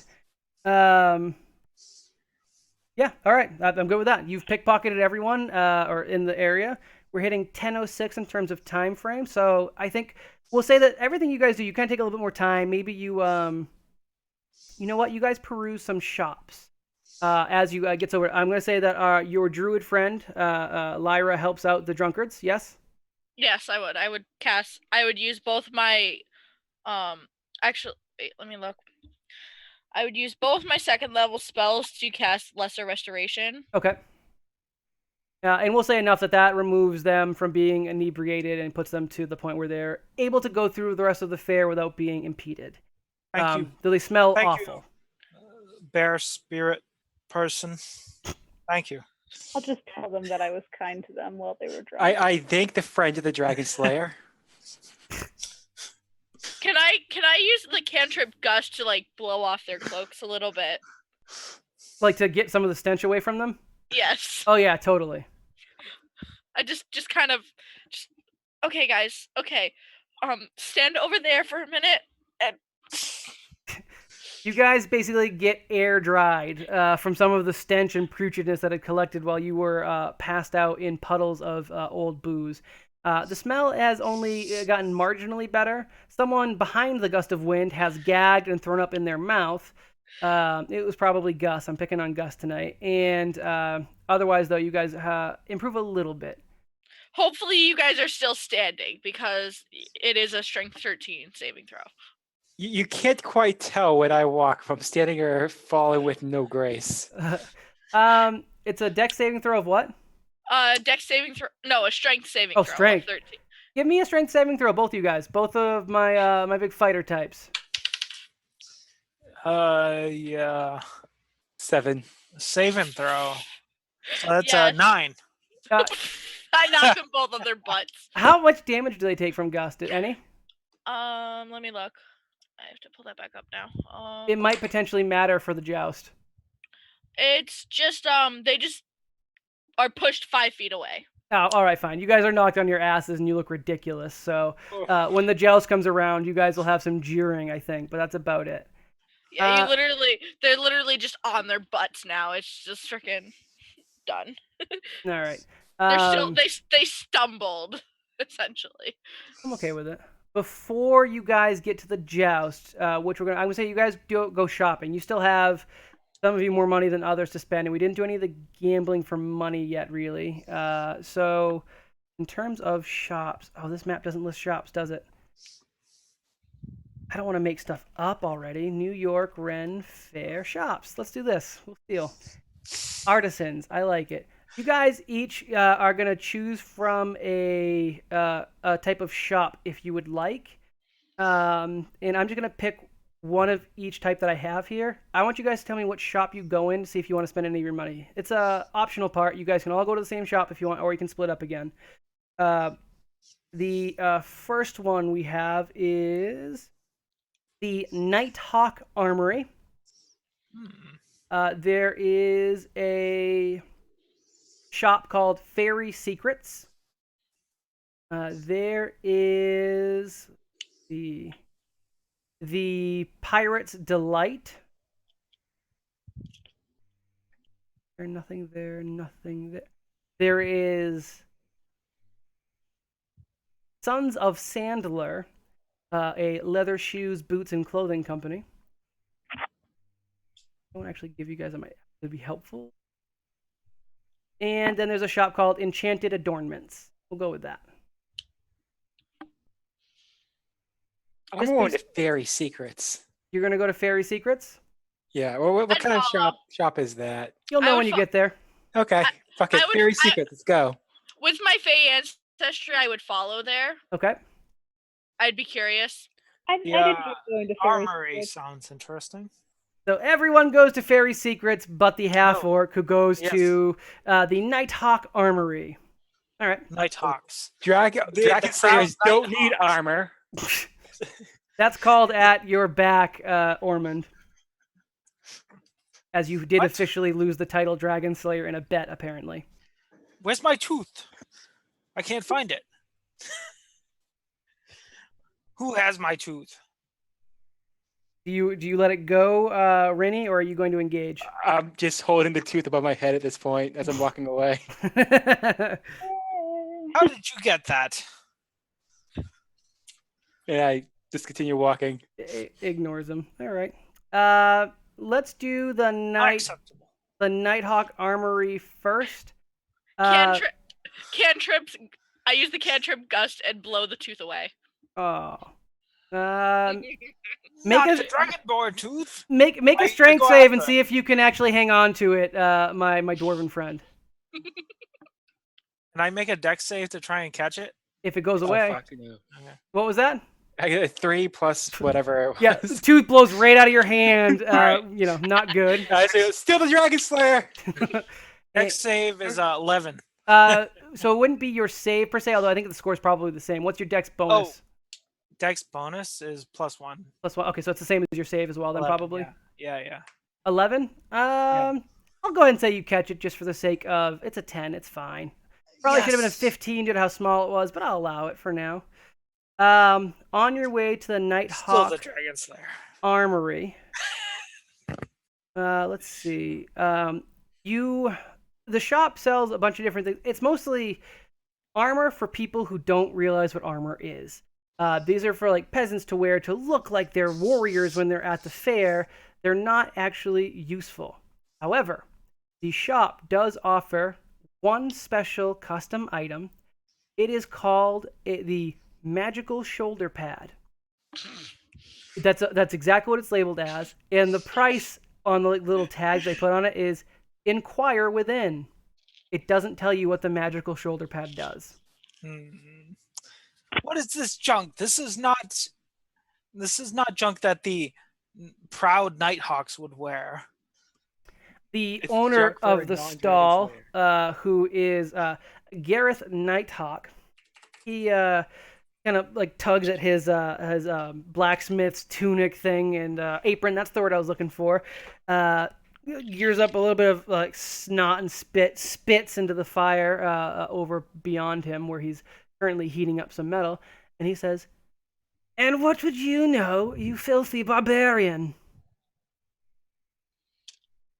With the name Nighthawks, I know they're proud people who respect tradition and have a proud honor.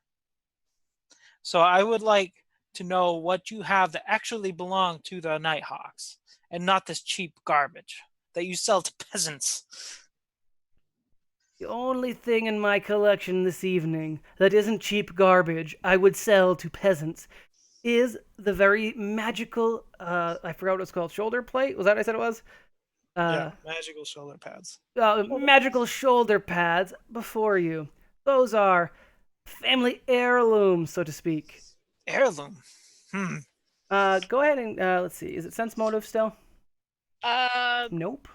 No, it'd be 1 second, let me look. Wouldn't be investigation, would it? No, probably not. No, I know what it is. Just Perception. Insight. Give me an insight roll. Yes, insight. It's probably not good for you. It's a wisdom roll. Oh, I have a +1, so. Oh, better than I thought. 13. 13. Let me roll for him. Oh, he rolled plenty high. You do not get the sarcasm and condescending tone that he's giving to you. You think that is honestly family heirloom that you're holding in your hands. I would like to purchase this heirloom. I think it symbolizes the great nobility of the Nighthawks. Yes, nobility. Don't mind that grandpa stooped so many orcs himself. There's probably... Never mind. Let me see. For you, most ferocious benefactor, I could let that go for 250 gold.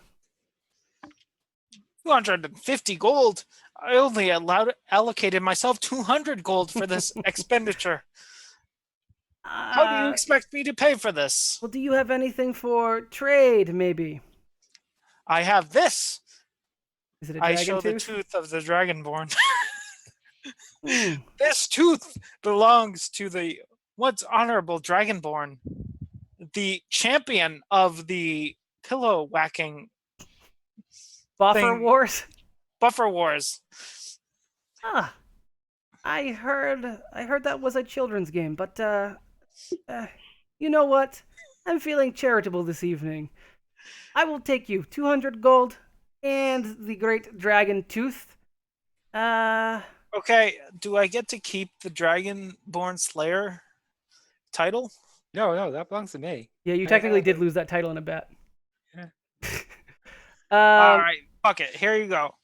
Fuck it. That is the deal signing of a century. Please, your pouch, your tooth, your shoulder pads. Enjoy. All right, Bon voyage. Now, I equipped those shoulder pads immediately.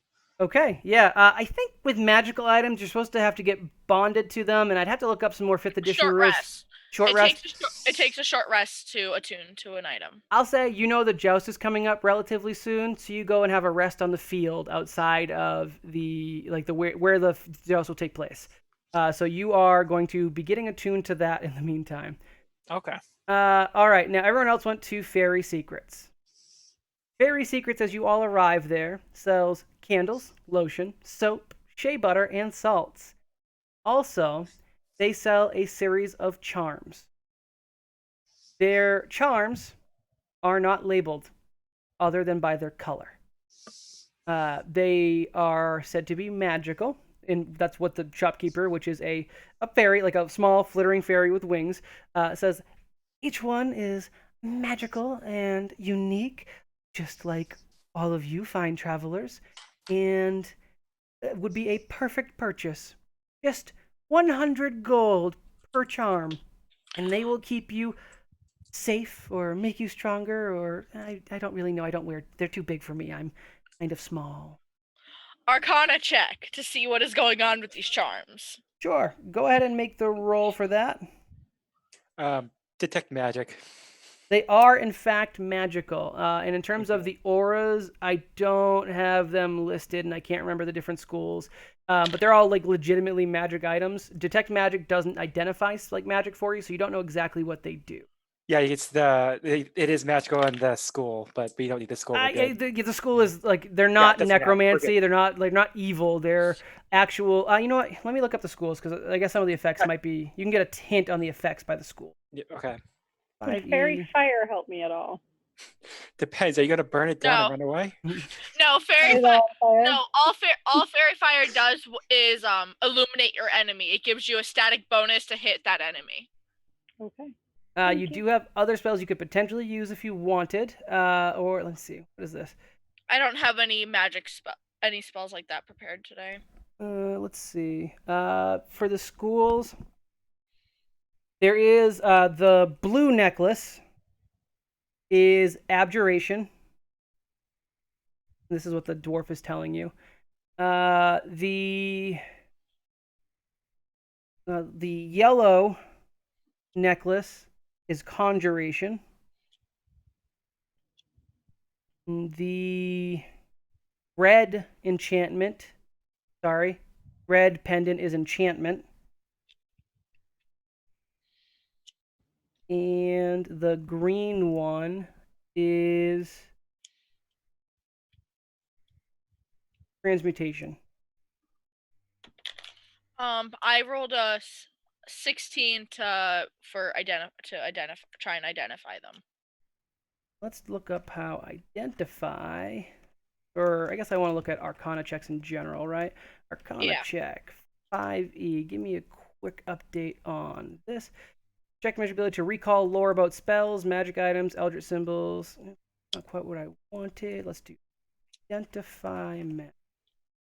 5e.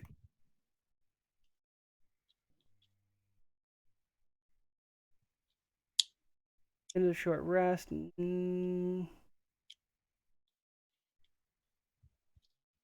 Identifying. There's already page 4. Identifying spell, short rest, experimentation. So wearing an item and experimenting with it can work.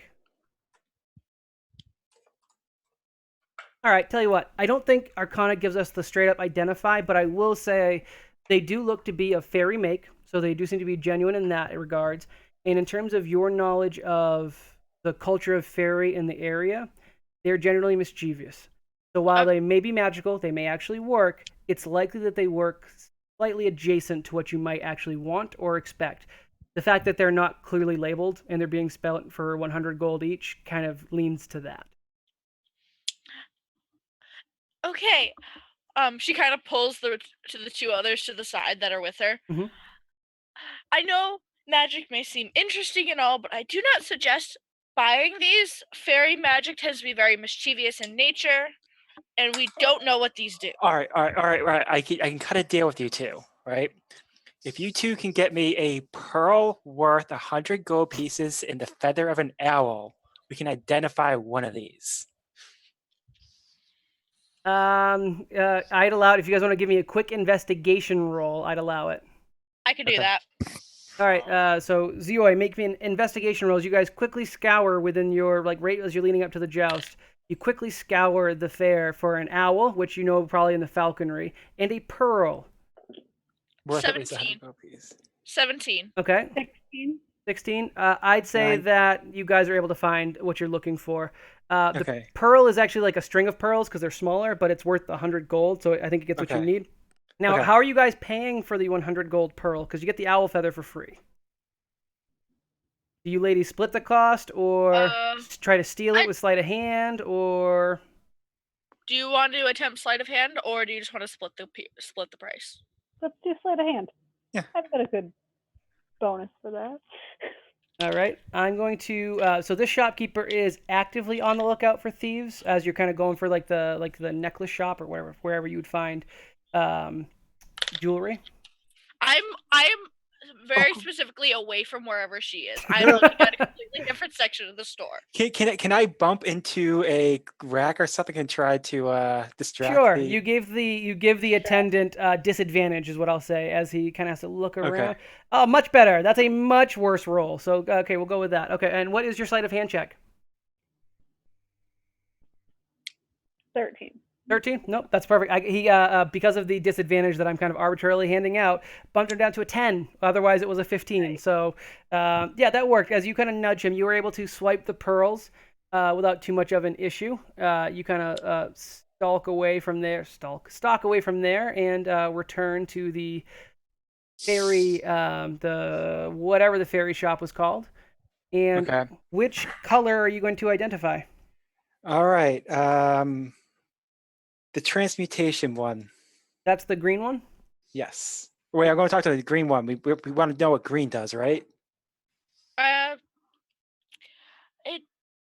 There's been many things. I don't know what the colors stand for. I know there's a slight magic, and fairy magic tends to be very confusing. We basically we get a free. I'm gonna be casting Identify, so I'll know what one of the things is, but I will only know one. So I was gonna go with the transmutation one, just because it sounds fun. Okay. Good. Sounds good. All right, green. Alrighty then. Don't mind me as I look up some transmutation spells so I can give you an actual name to what it does. Let's see. What would be a good one? It is a level 2 charm for Alter Self. When struck, it's kind of like a very specific Alter Self. When struck, it causes your size to drop by 1 category. So a small creature would become tiny, a normal sized creature like a human would become small, which changes the chances of you taking the damage. You would basically give your opponent disadvantage for that 1 attack. The fairiness of it is that it's cursed and you can't take it off, and it is possible to get struck so many times you wink from existence. You become too small to actually exist on this plane. Okay, so taking some hints from Ant-Man there. Got it. Well, Yes, sure. Going to the microverse, if you will. All right. So I relay that information to them, and that scares me off from buying anything at the store. All right. Does anyone else want to buy anything? I suggest not. Actually, wait. There's salt in the store, right? Yes. Is there any particular stingy kind of face salt I can throw at people? There are bath salts, which are unpleasant, I guess, when thrown at one's face and may turn them they- into a zombie. Who knows? Wait, Yes, I was gonna say bath salts sound like a good idea in a melee. that sounds like a terrible idea. But Sounds okay. like a great idea. Yeah, for a I'm gonna- negligible amount of gold, you get bath salts. All right, bath salts. Zioi, just last confirmation. You buying anything? Can I steal anything? I mean, yeah, you can definitely make an attempt to steal anything. What are you looking to steal? Is there anything that's going to help me on this next adventure we're going on with Well, Joe? Unless you want to throw bath salts, which will take sleight of hand when doing, so you don't get disqualified. I eat bath salts. Will that change how my skill set goes? Not quite. Your best bet would be one of the magical items. The only problem is the only one you know could be like it has like concerning elements to it. But like say if you're struck during a joust and you shrink and they no longer hit you, kind of thing, could be useful for jousting. But the other ones you just can't say for sure because you don't know what they do. And I don't have any more spells. I can't save you. I don't have any more lesser restorations. I think I'm just gonna walk out. I have seen what I needed to see. All right, that was a bit of a trick and a trap. Like if you had bought things, it would have helped you, but it also like would have caused a lot of issues for you afterwards. So each one has their own like flavor of things they screw with you. So that was a good call. I still think it might have been useful, but not without other negatives. All right, it's time for the joust. Our orc friend, or half orc friend, Ormond, is now wearing a set of like leather shoulder pads. Yes.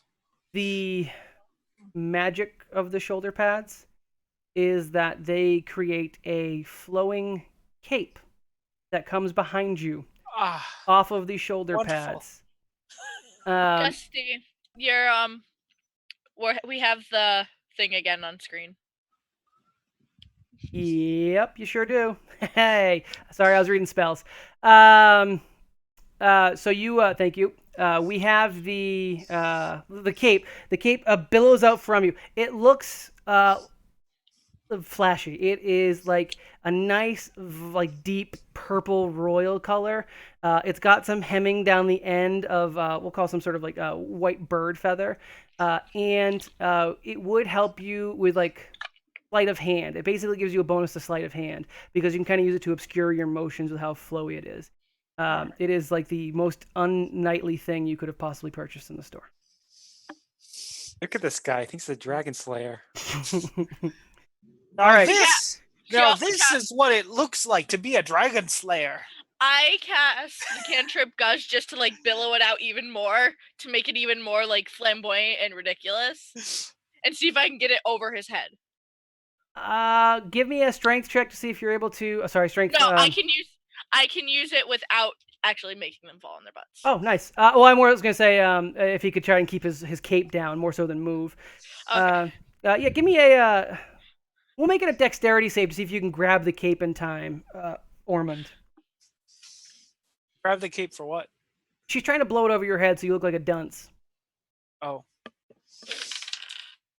14, 15. Right. 15 total. 15 total.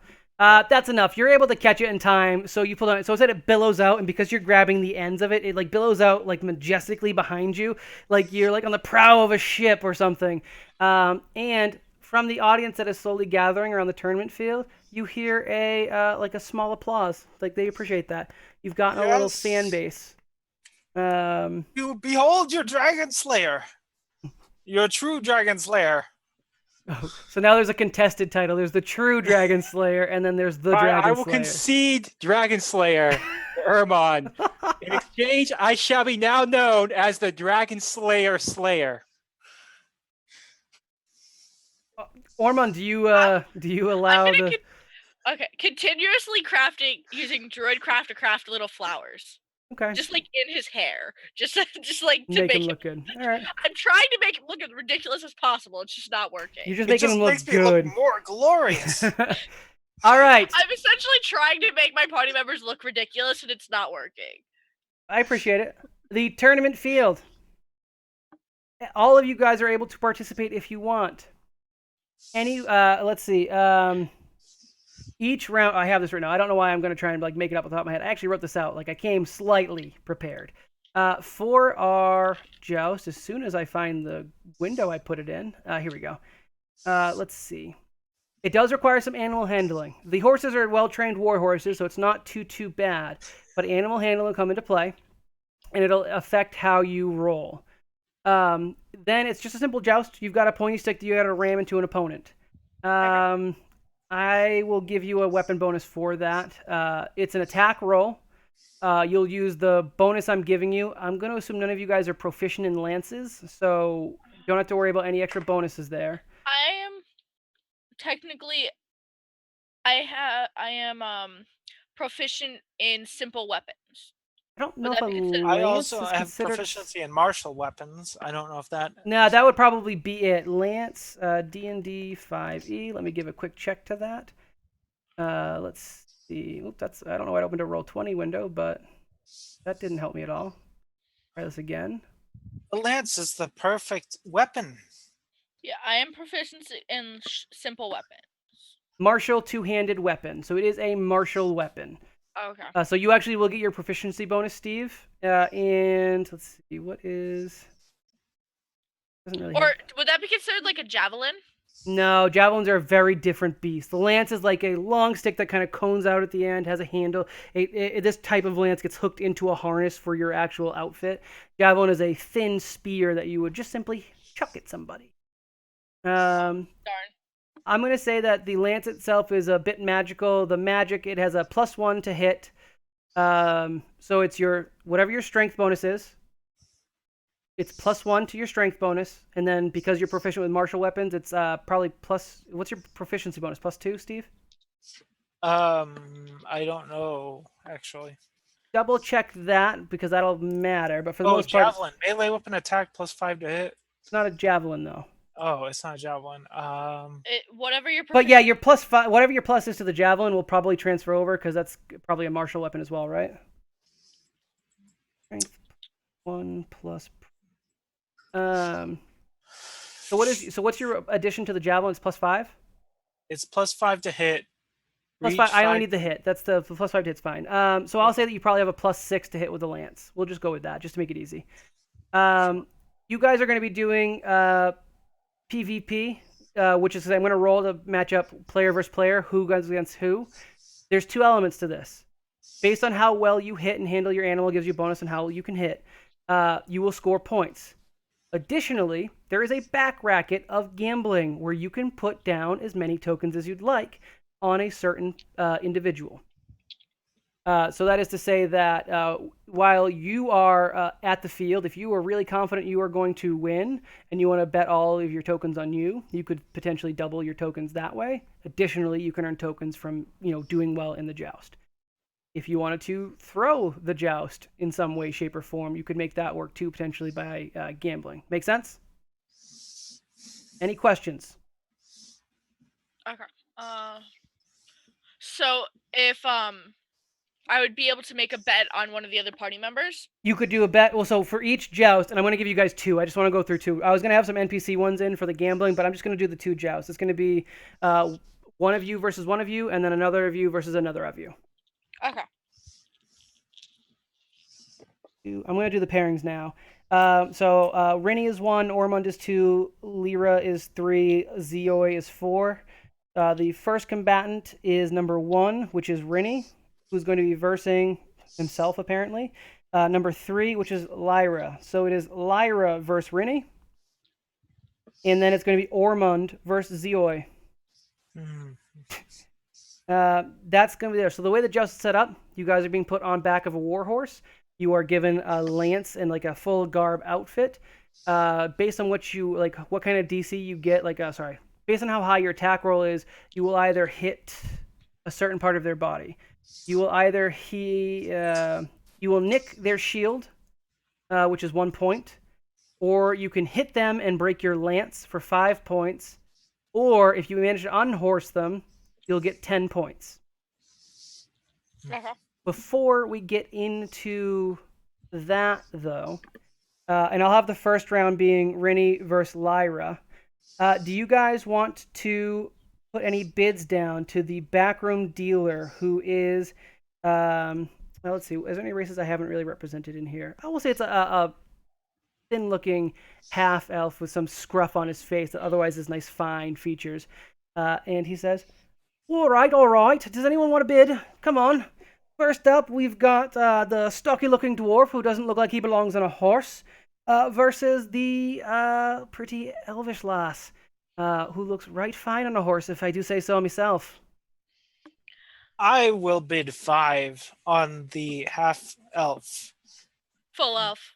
Full Full elf. elf. The half elf I is have the guy who's doing the racketeering.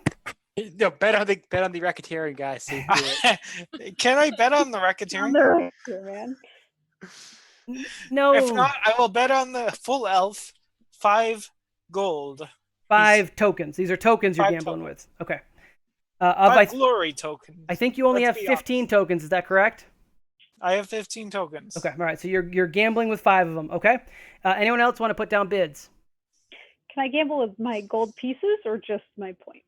I don't have any use for gold pieces at this point. It was mostly for you guys to gimmick, go through shops, and buy things, but we didn't have as much time as I had hoped, so it won't really help you. Okay, never mind then. I'm not going to bid. For the story mode, you can't. Yeah, I guess you probably wouldn't. You are allowed to bid on your matches as well. Like, you don't just have to bid for the other match. You can bid for the outcome of your match if you want. Okay. So I would bid 5 of my gold pieces too on my mat on if I were to win the match. Okay, so you're going to put 5 for yourself as well? Yeah. Okay. And Rennie... Only because of my bonus with animal handling. Sure. I'm gonna put 5 on a Ermund. All right, 5 I'm not participating yet, but you may. No, that's fine. You can do bids for that match as well if you'd like.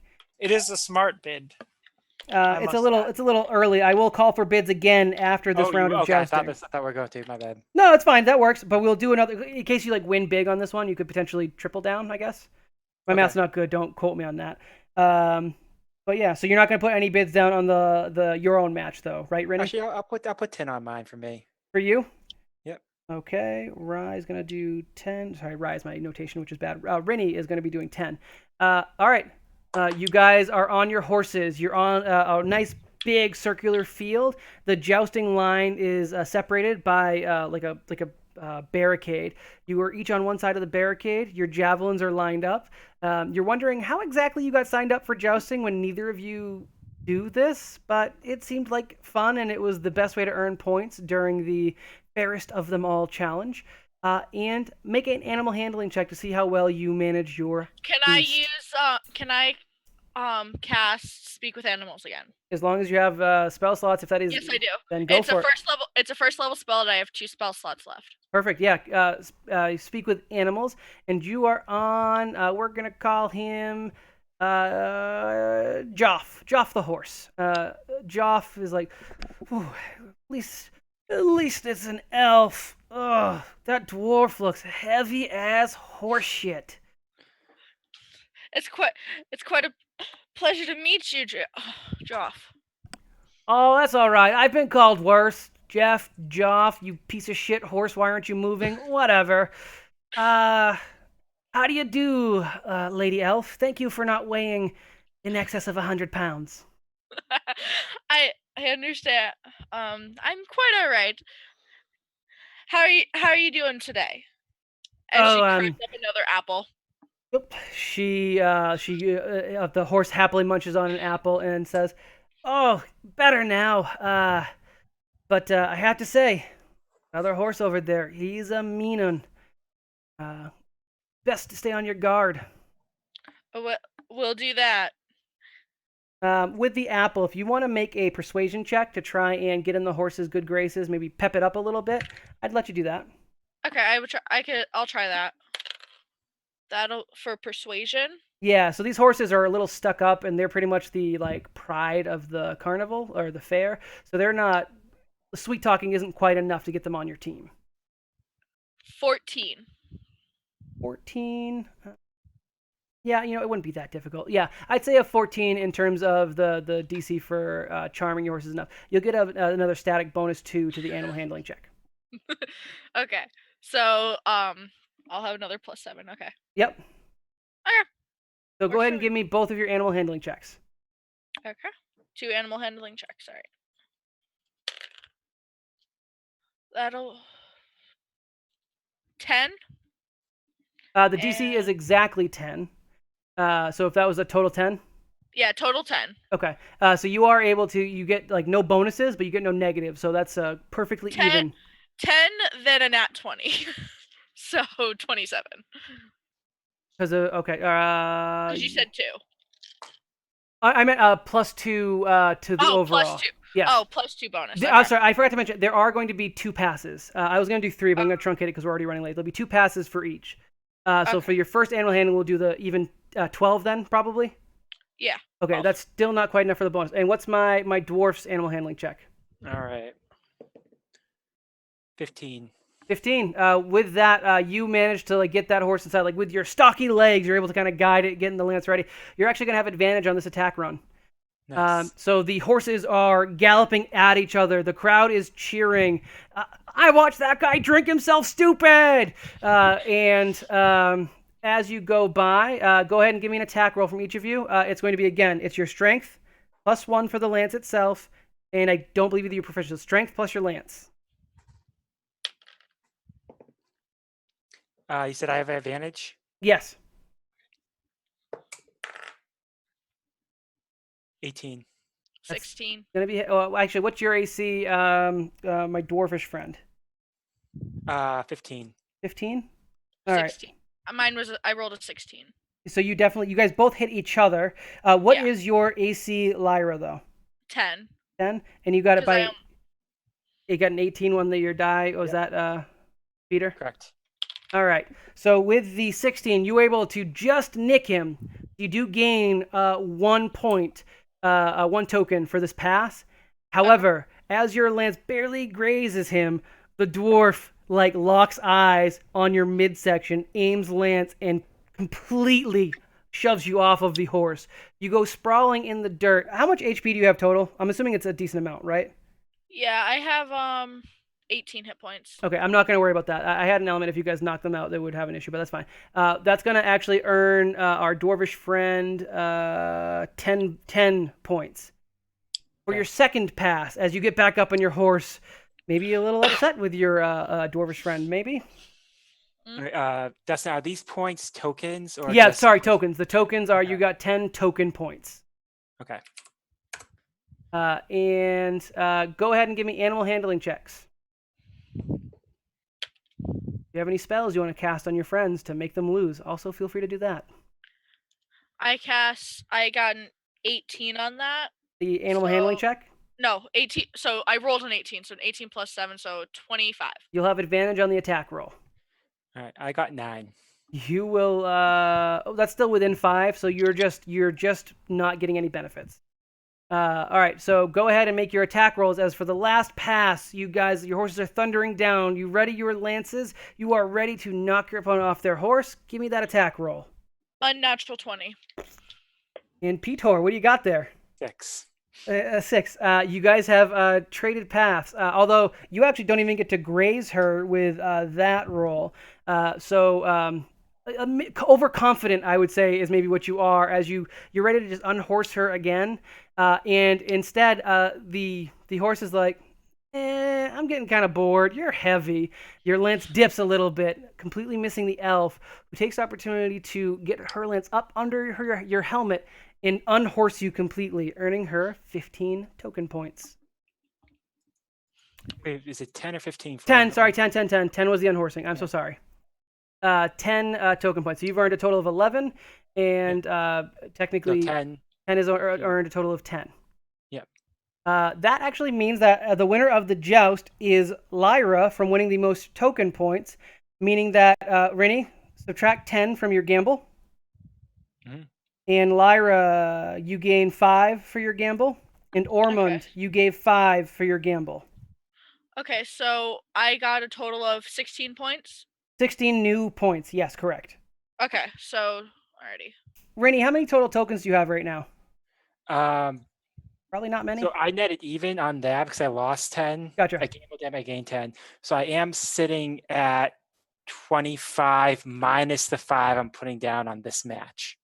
Well, I'm not worried about the minus. You lose it if Okay. you lose the bet. Yeah. I want to point out that Zioi has 36. Seven. What? 37. 37. So your bid of 5 wouldn't quite beat her, Yeah. even if she does nothing. Yep. You know, I'm It's gonna okay. go all in hopefully- on Steve here. it's- 25 on Steve. Okay, all in on Steve. Okay, A safe Ormond. bet.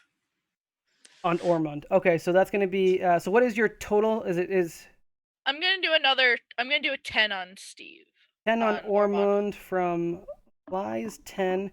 So is your total of 25 is going on Ormond? Yes. Okay, that's a 10. And Lyra, are you making? Sorry, Lyra, you said you're doing your bid. Zioi, are you doing any bids? No. Nope, I'm not. No, you're not. Not gonna bid on Wait. Ormond as well. No. It's No. easy money. It's free. Ormond, are you gonna do any bidding? I will bid 20 on myself. My entire cache of tokens on myself, just to show how confident I am that I can win this. All right. Riders assume their positions. Mounted on your horses, you get into the custom armor with the custom lance, and you're very wedged in. You guys are ready to make animal handling checks unless you need to do anything else to screw with your opponent. Can I do a spell now? Sure can. A second level spell? That's not a problem. Can I please hold my person, Hold Hold your person or hold him. Steve? Steve? So you attempt to cast Hold Person on Ormond. There are no judges for this because they're all very sauced at this point, so magic is totally kosher. Where is Hold Person 5e? I need to see what the resistance is for that. You wouldn't want to. Either way, you wouldn't want to cast hold person on them because then you can't get them off the horse. Let's see.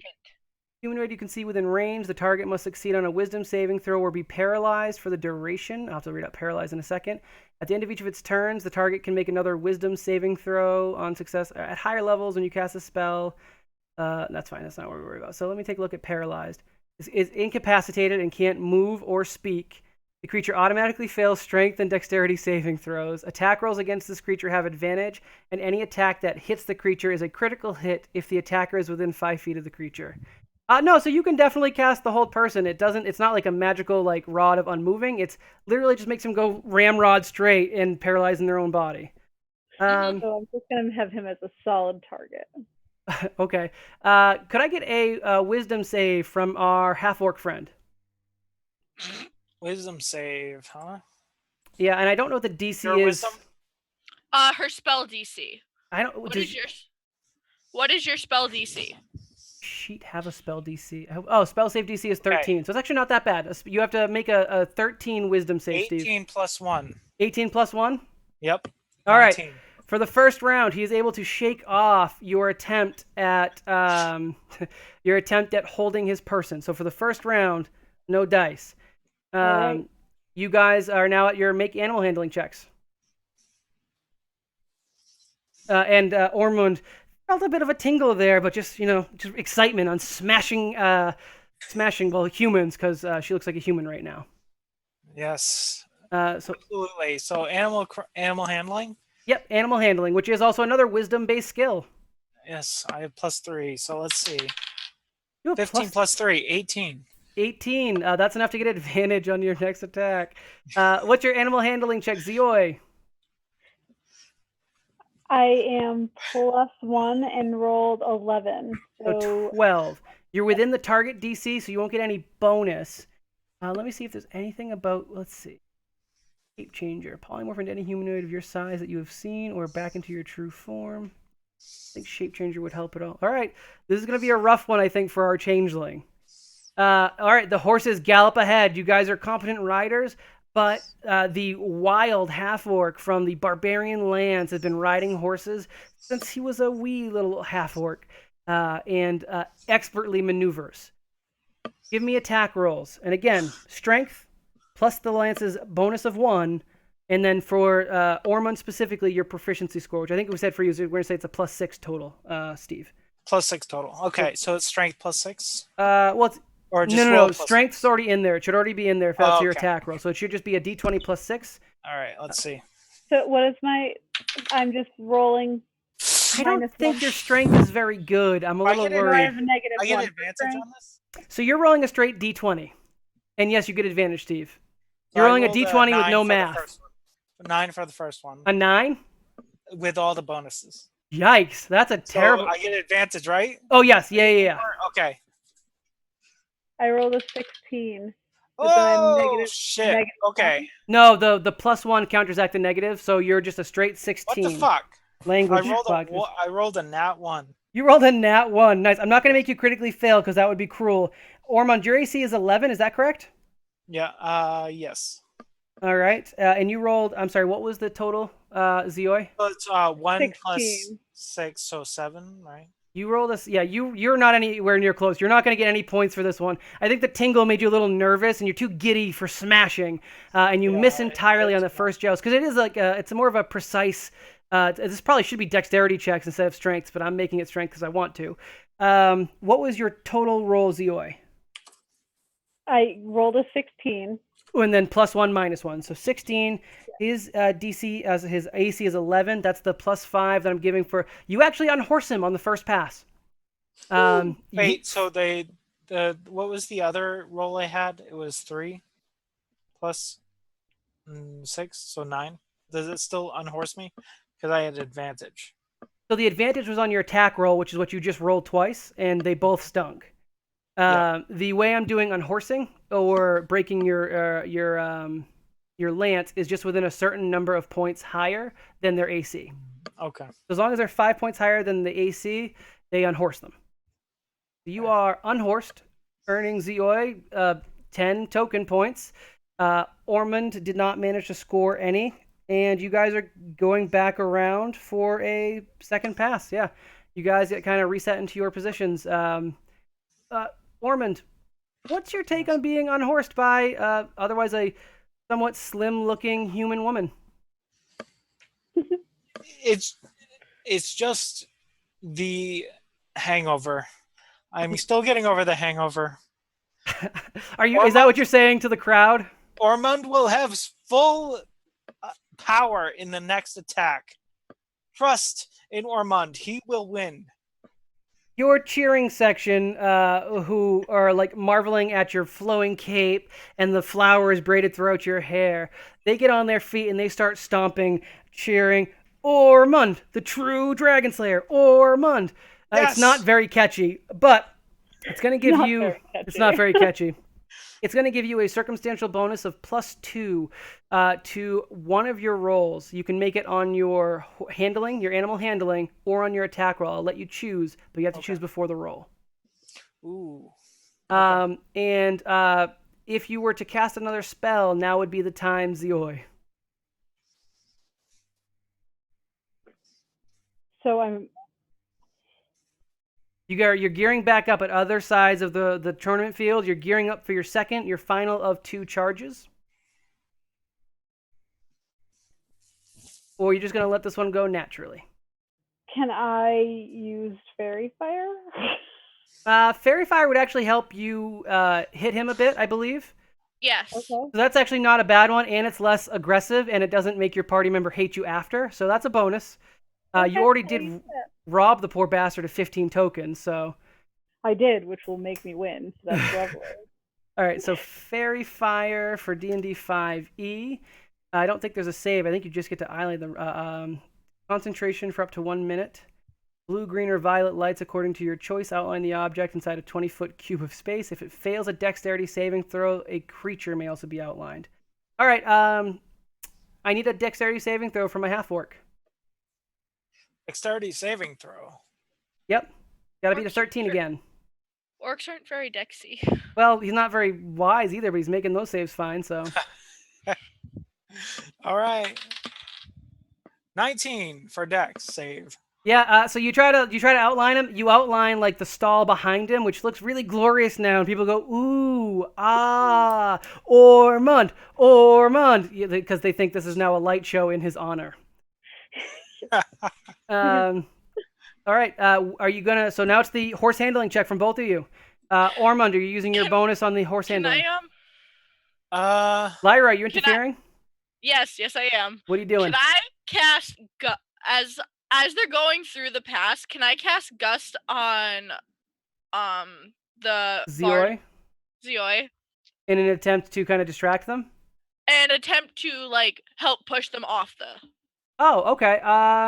horse? Because I can push her 5 feet. Yeah. Tell you what, if he hits and she fails the saving throw for gust when it happens, I'll say that it's going to be an automatic knocked off the horse. Okay. Yeah, I'm fine with that. Would I have to cast like sleight of hand or anything? No, like I said, the judges are too sauce to care. Magic was pretty much fully on the table. It's just Okay. kind of how unscrupulous you want to be. But you notice, you catch the changeling casting spells, and you're like, that bitch. Essentially. So no, I'm totally okay with that. So are you using the bonus, your pride Use the bonus for handling animal. for handling animal? All right, so I think that gets you to a +5 now. No, wasn't it advantage? So advantage was in that last round. You got advantage on the attack because of how well your animal handled. That was all that got you. So we're back so to square doing a zero. Okay, so I'm doing the bonus on the handle animal. Okay, so make your handle animal check, and I need one from Zeoi as well. For handle animal. Yep. Oh my god. What's the total there, Ormond? 3. What's the bonus? Well, I think you've got a native +3, and then you're getting a bonus 2, so +5. So I got 7.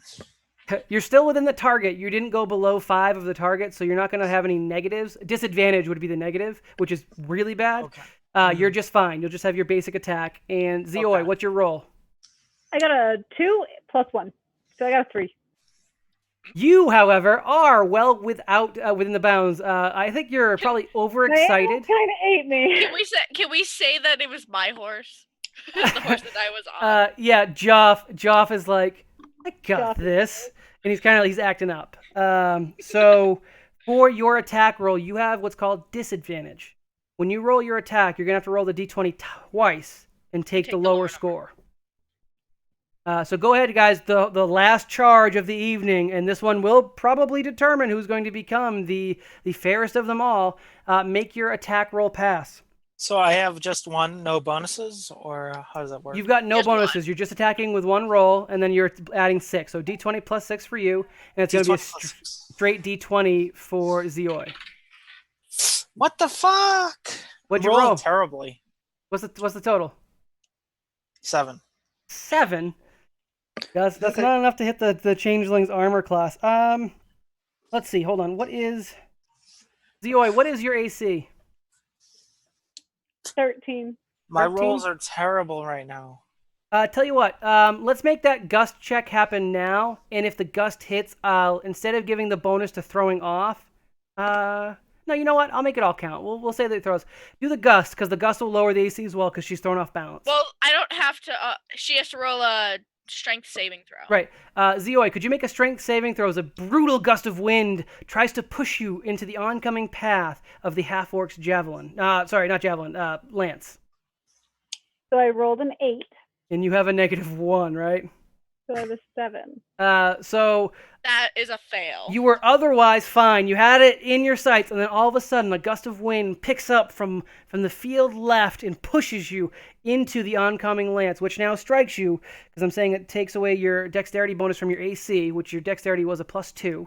That brings you down from whatever your AC was, which was, I think it was 13, so that brings you to 11. My friend Ormond rolled an 11, is that correct? What? What was your attack roll? It was like 7. Your attack roll was 7? Or the attack roll. What was the roll I just did? the roll you just did was an attack roll. I thought that was an 11. No, it's a 7. That was Oh, even with being pushed into the way of the lance, the dex bonus isn't that big. You barely connect. I'll give you a token point. So you earn 1 token from grazing, and your attack roll was a complete whiff. Is that right, Zioi? you told me to roll twice and take the lower number. Yep. What's the lower number? 12. 12. 12, and my friend Ormond has a 11 AC, doesn't he? Nope, you still hit him. 13. You have I 13? have a 13 AC. I don't know why I had you down as 11. Okay. So you will miss him entirely, we'll say, just to give him a bonus. The wind throws you kind of off your aim. You don't manage to strike him. He grazes your shoulder, but not enough to break a lance or throw you off your horse, earning him 1 token, leaving the final score for the final joust as 10 points to Zioi, 1 point to the half-orc Ormond, whose name I cannot remember to save my life. Meaning that Zioi actually wins the joust, and Brittany loses 25 tokens, Lyra loses 10 tokens, and Ormond loses 20 tokens, which I think pretty clearly puts Zioi as the winner of the festival. Is that correct? 47. Yeah. 37, you win by 6 points, because I'm at 31. No, The 47. rolls, I the had rolls 37. are not my and I favorite. got 10 from Wait. No. I pull Armand and sorry, what's your character's name, Angel? Lyra. Lyra. Yeah, I'll tell you what. I'll give you 75 gold pieces each for your tokens. Nope. The gold. I'm not sure I have any tokens left. You actually, I don't even think that'd be enough. He doesn't have enough. Oh, would it? Yeah. Oh, damn it! I thought he had like 10 left. No, because you're at 0 and Lyra only has 30? 31. 31? I have 31. Oh, damn, Steve! Didn't know you went all in. All right. I went all in on myself. Yeah, never do that. That was a bad idea. So what this means is the girls effectively kicked both of your asses because you're way out of the running. I think they appoint you the royal servants for the remainder of the fair, and you are the one fetching their free beer, which I'm going to assume Zioi right. shares. I'm pretty sure me and Ermin just take the beer. We're supposed to grab them and like drink it off the side. All right, so you guys are kind of off on there. Yeah, all right. So for our first outing as the slightly dysfunctional adventuring party of the new Neverwinter Fair, we have a new champion, which will be Zioi the Changeling, who totally got there from stealing and bullshit. You guys have some inter-party things that have kind of grown together. And if we do a special guest one-shot again with this group, I think we could actually do a real adventure. What do you guys think? I think Yeah. a real adventure would be cool. That'd be really fun. All right. Yeah, it should be interesting. So the one thing I took from this that I didn't anticipate and I probably should have is there was too much downtime for people not doing the games. My bad. I should have made you guys all participate in the games mandatorily together. If I do end up running the Ren Fair thing again, I think that's what I would do differently. Is I would have you guys each do a set of challenges together. Okay. That makes a lot more sense. I was more trying to showcase all the different games I had. Did you guys missed the arm wrestling contest? I could have won that. I have no strength. I have a 0 in my strength for my modifier. I'm a -1 for strength. So. All right. How many tokens do I have left? I specifically put my strength as a 10 and put my dex as a 8, so I could get the 10 for my dex because I have a +2 to my dex. So there was archery options set around that would have used the dex bonus, but even then, yeah, you guys did pretty good. You got through all but 2 of my challenges I had, and I only had to make up 2, I think. So that's good. That's pretty good. Because magic. The magic one, I just didn't have anything from magic because I knew like magic could make a lot of these things real broken, which is what I attempted with the bard, and they just failed both times. Sorry, Britt. I think you did real good. Steve, it was kind of a get Steve night. I don't know if you noticed that. It's all right. I was No more way trying. of knowing. Because I can't destroy Steve as the Essentially, I'm just trying to destroy you since I can't destroy you in as the what's it called on Twitch, the stream boss. You had to beat him somewhere. Yes. It's a proxy battle. That's fair. Essentially.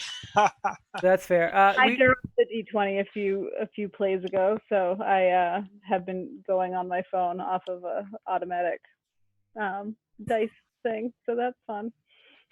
What'd you do? No, but it was. I dropped the D20 under the couch. No. So I'm using brockjones.com. Oh, you mean Cheaters Websites Anonymous? Oh, just making sure. Yeah, this one. The Roll20 where our map is. That one, yeah, exactly. Yeah. Oh yeah, I know that one. She keeps her phone on infinite brightness to make sure you guys are all blind. It was like, how do I online roll dice? And it's an online die roller.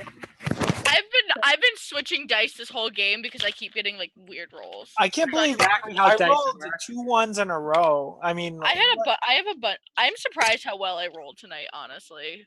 what can I do when that happens? There's Ormond, you pulled a brawl. You did what Nick was always rolling. But what I was really expecting was, like, I thought Zioi would bid on Ormond winning as well and like throw the joust, which would have I thought was going to happen sunk too. it. Like, would have 100%. You couldn't have beat her.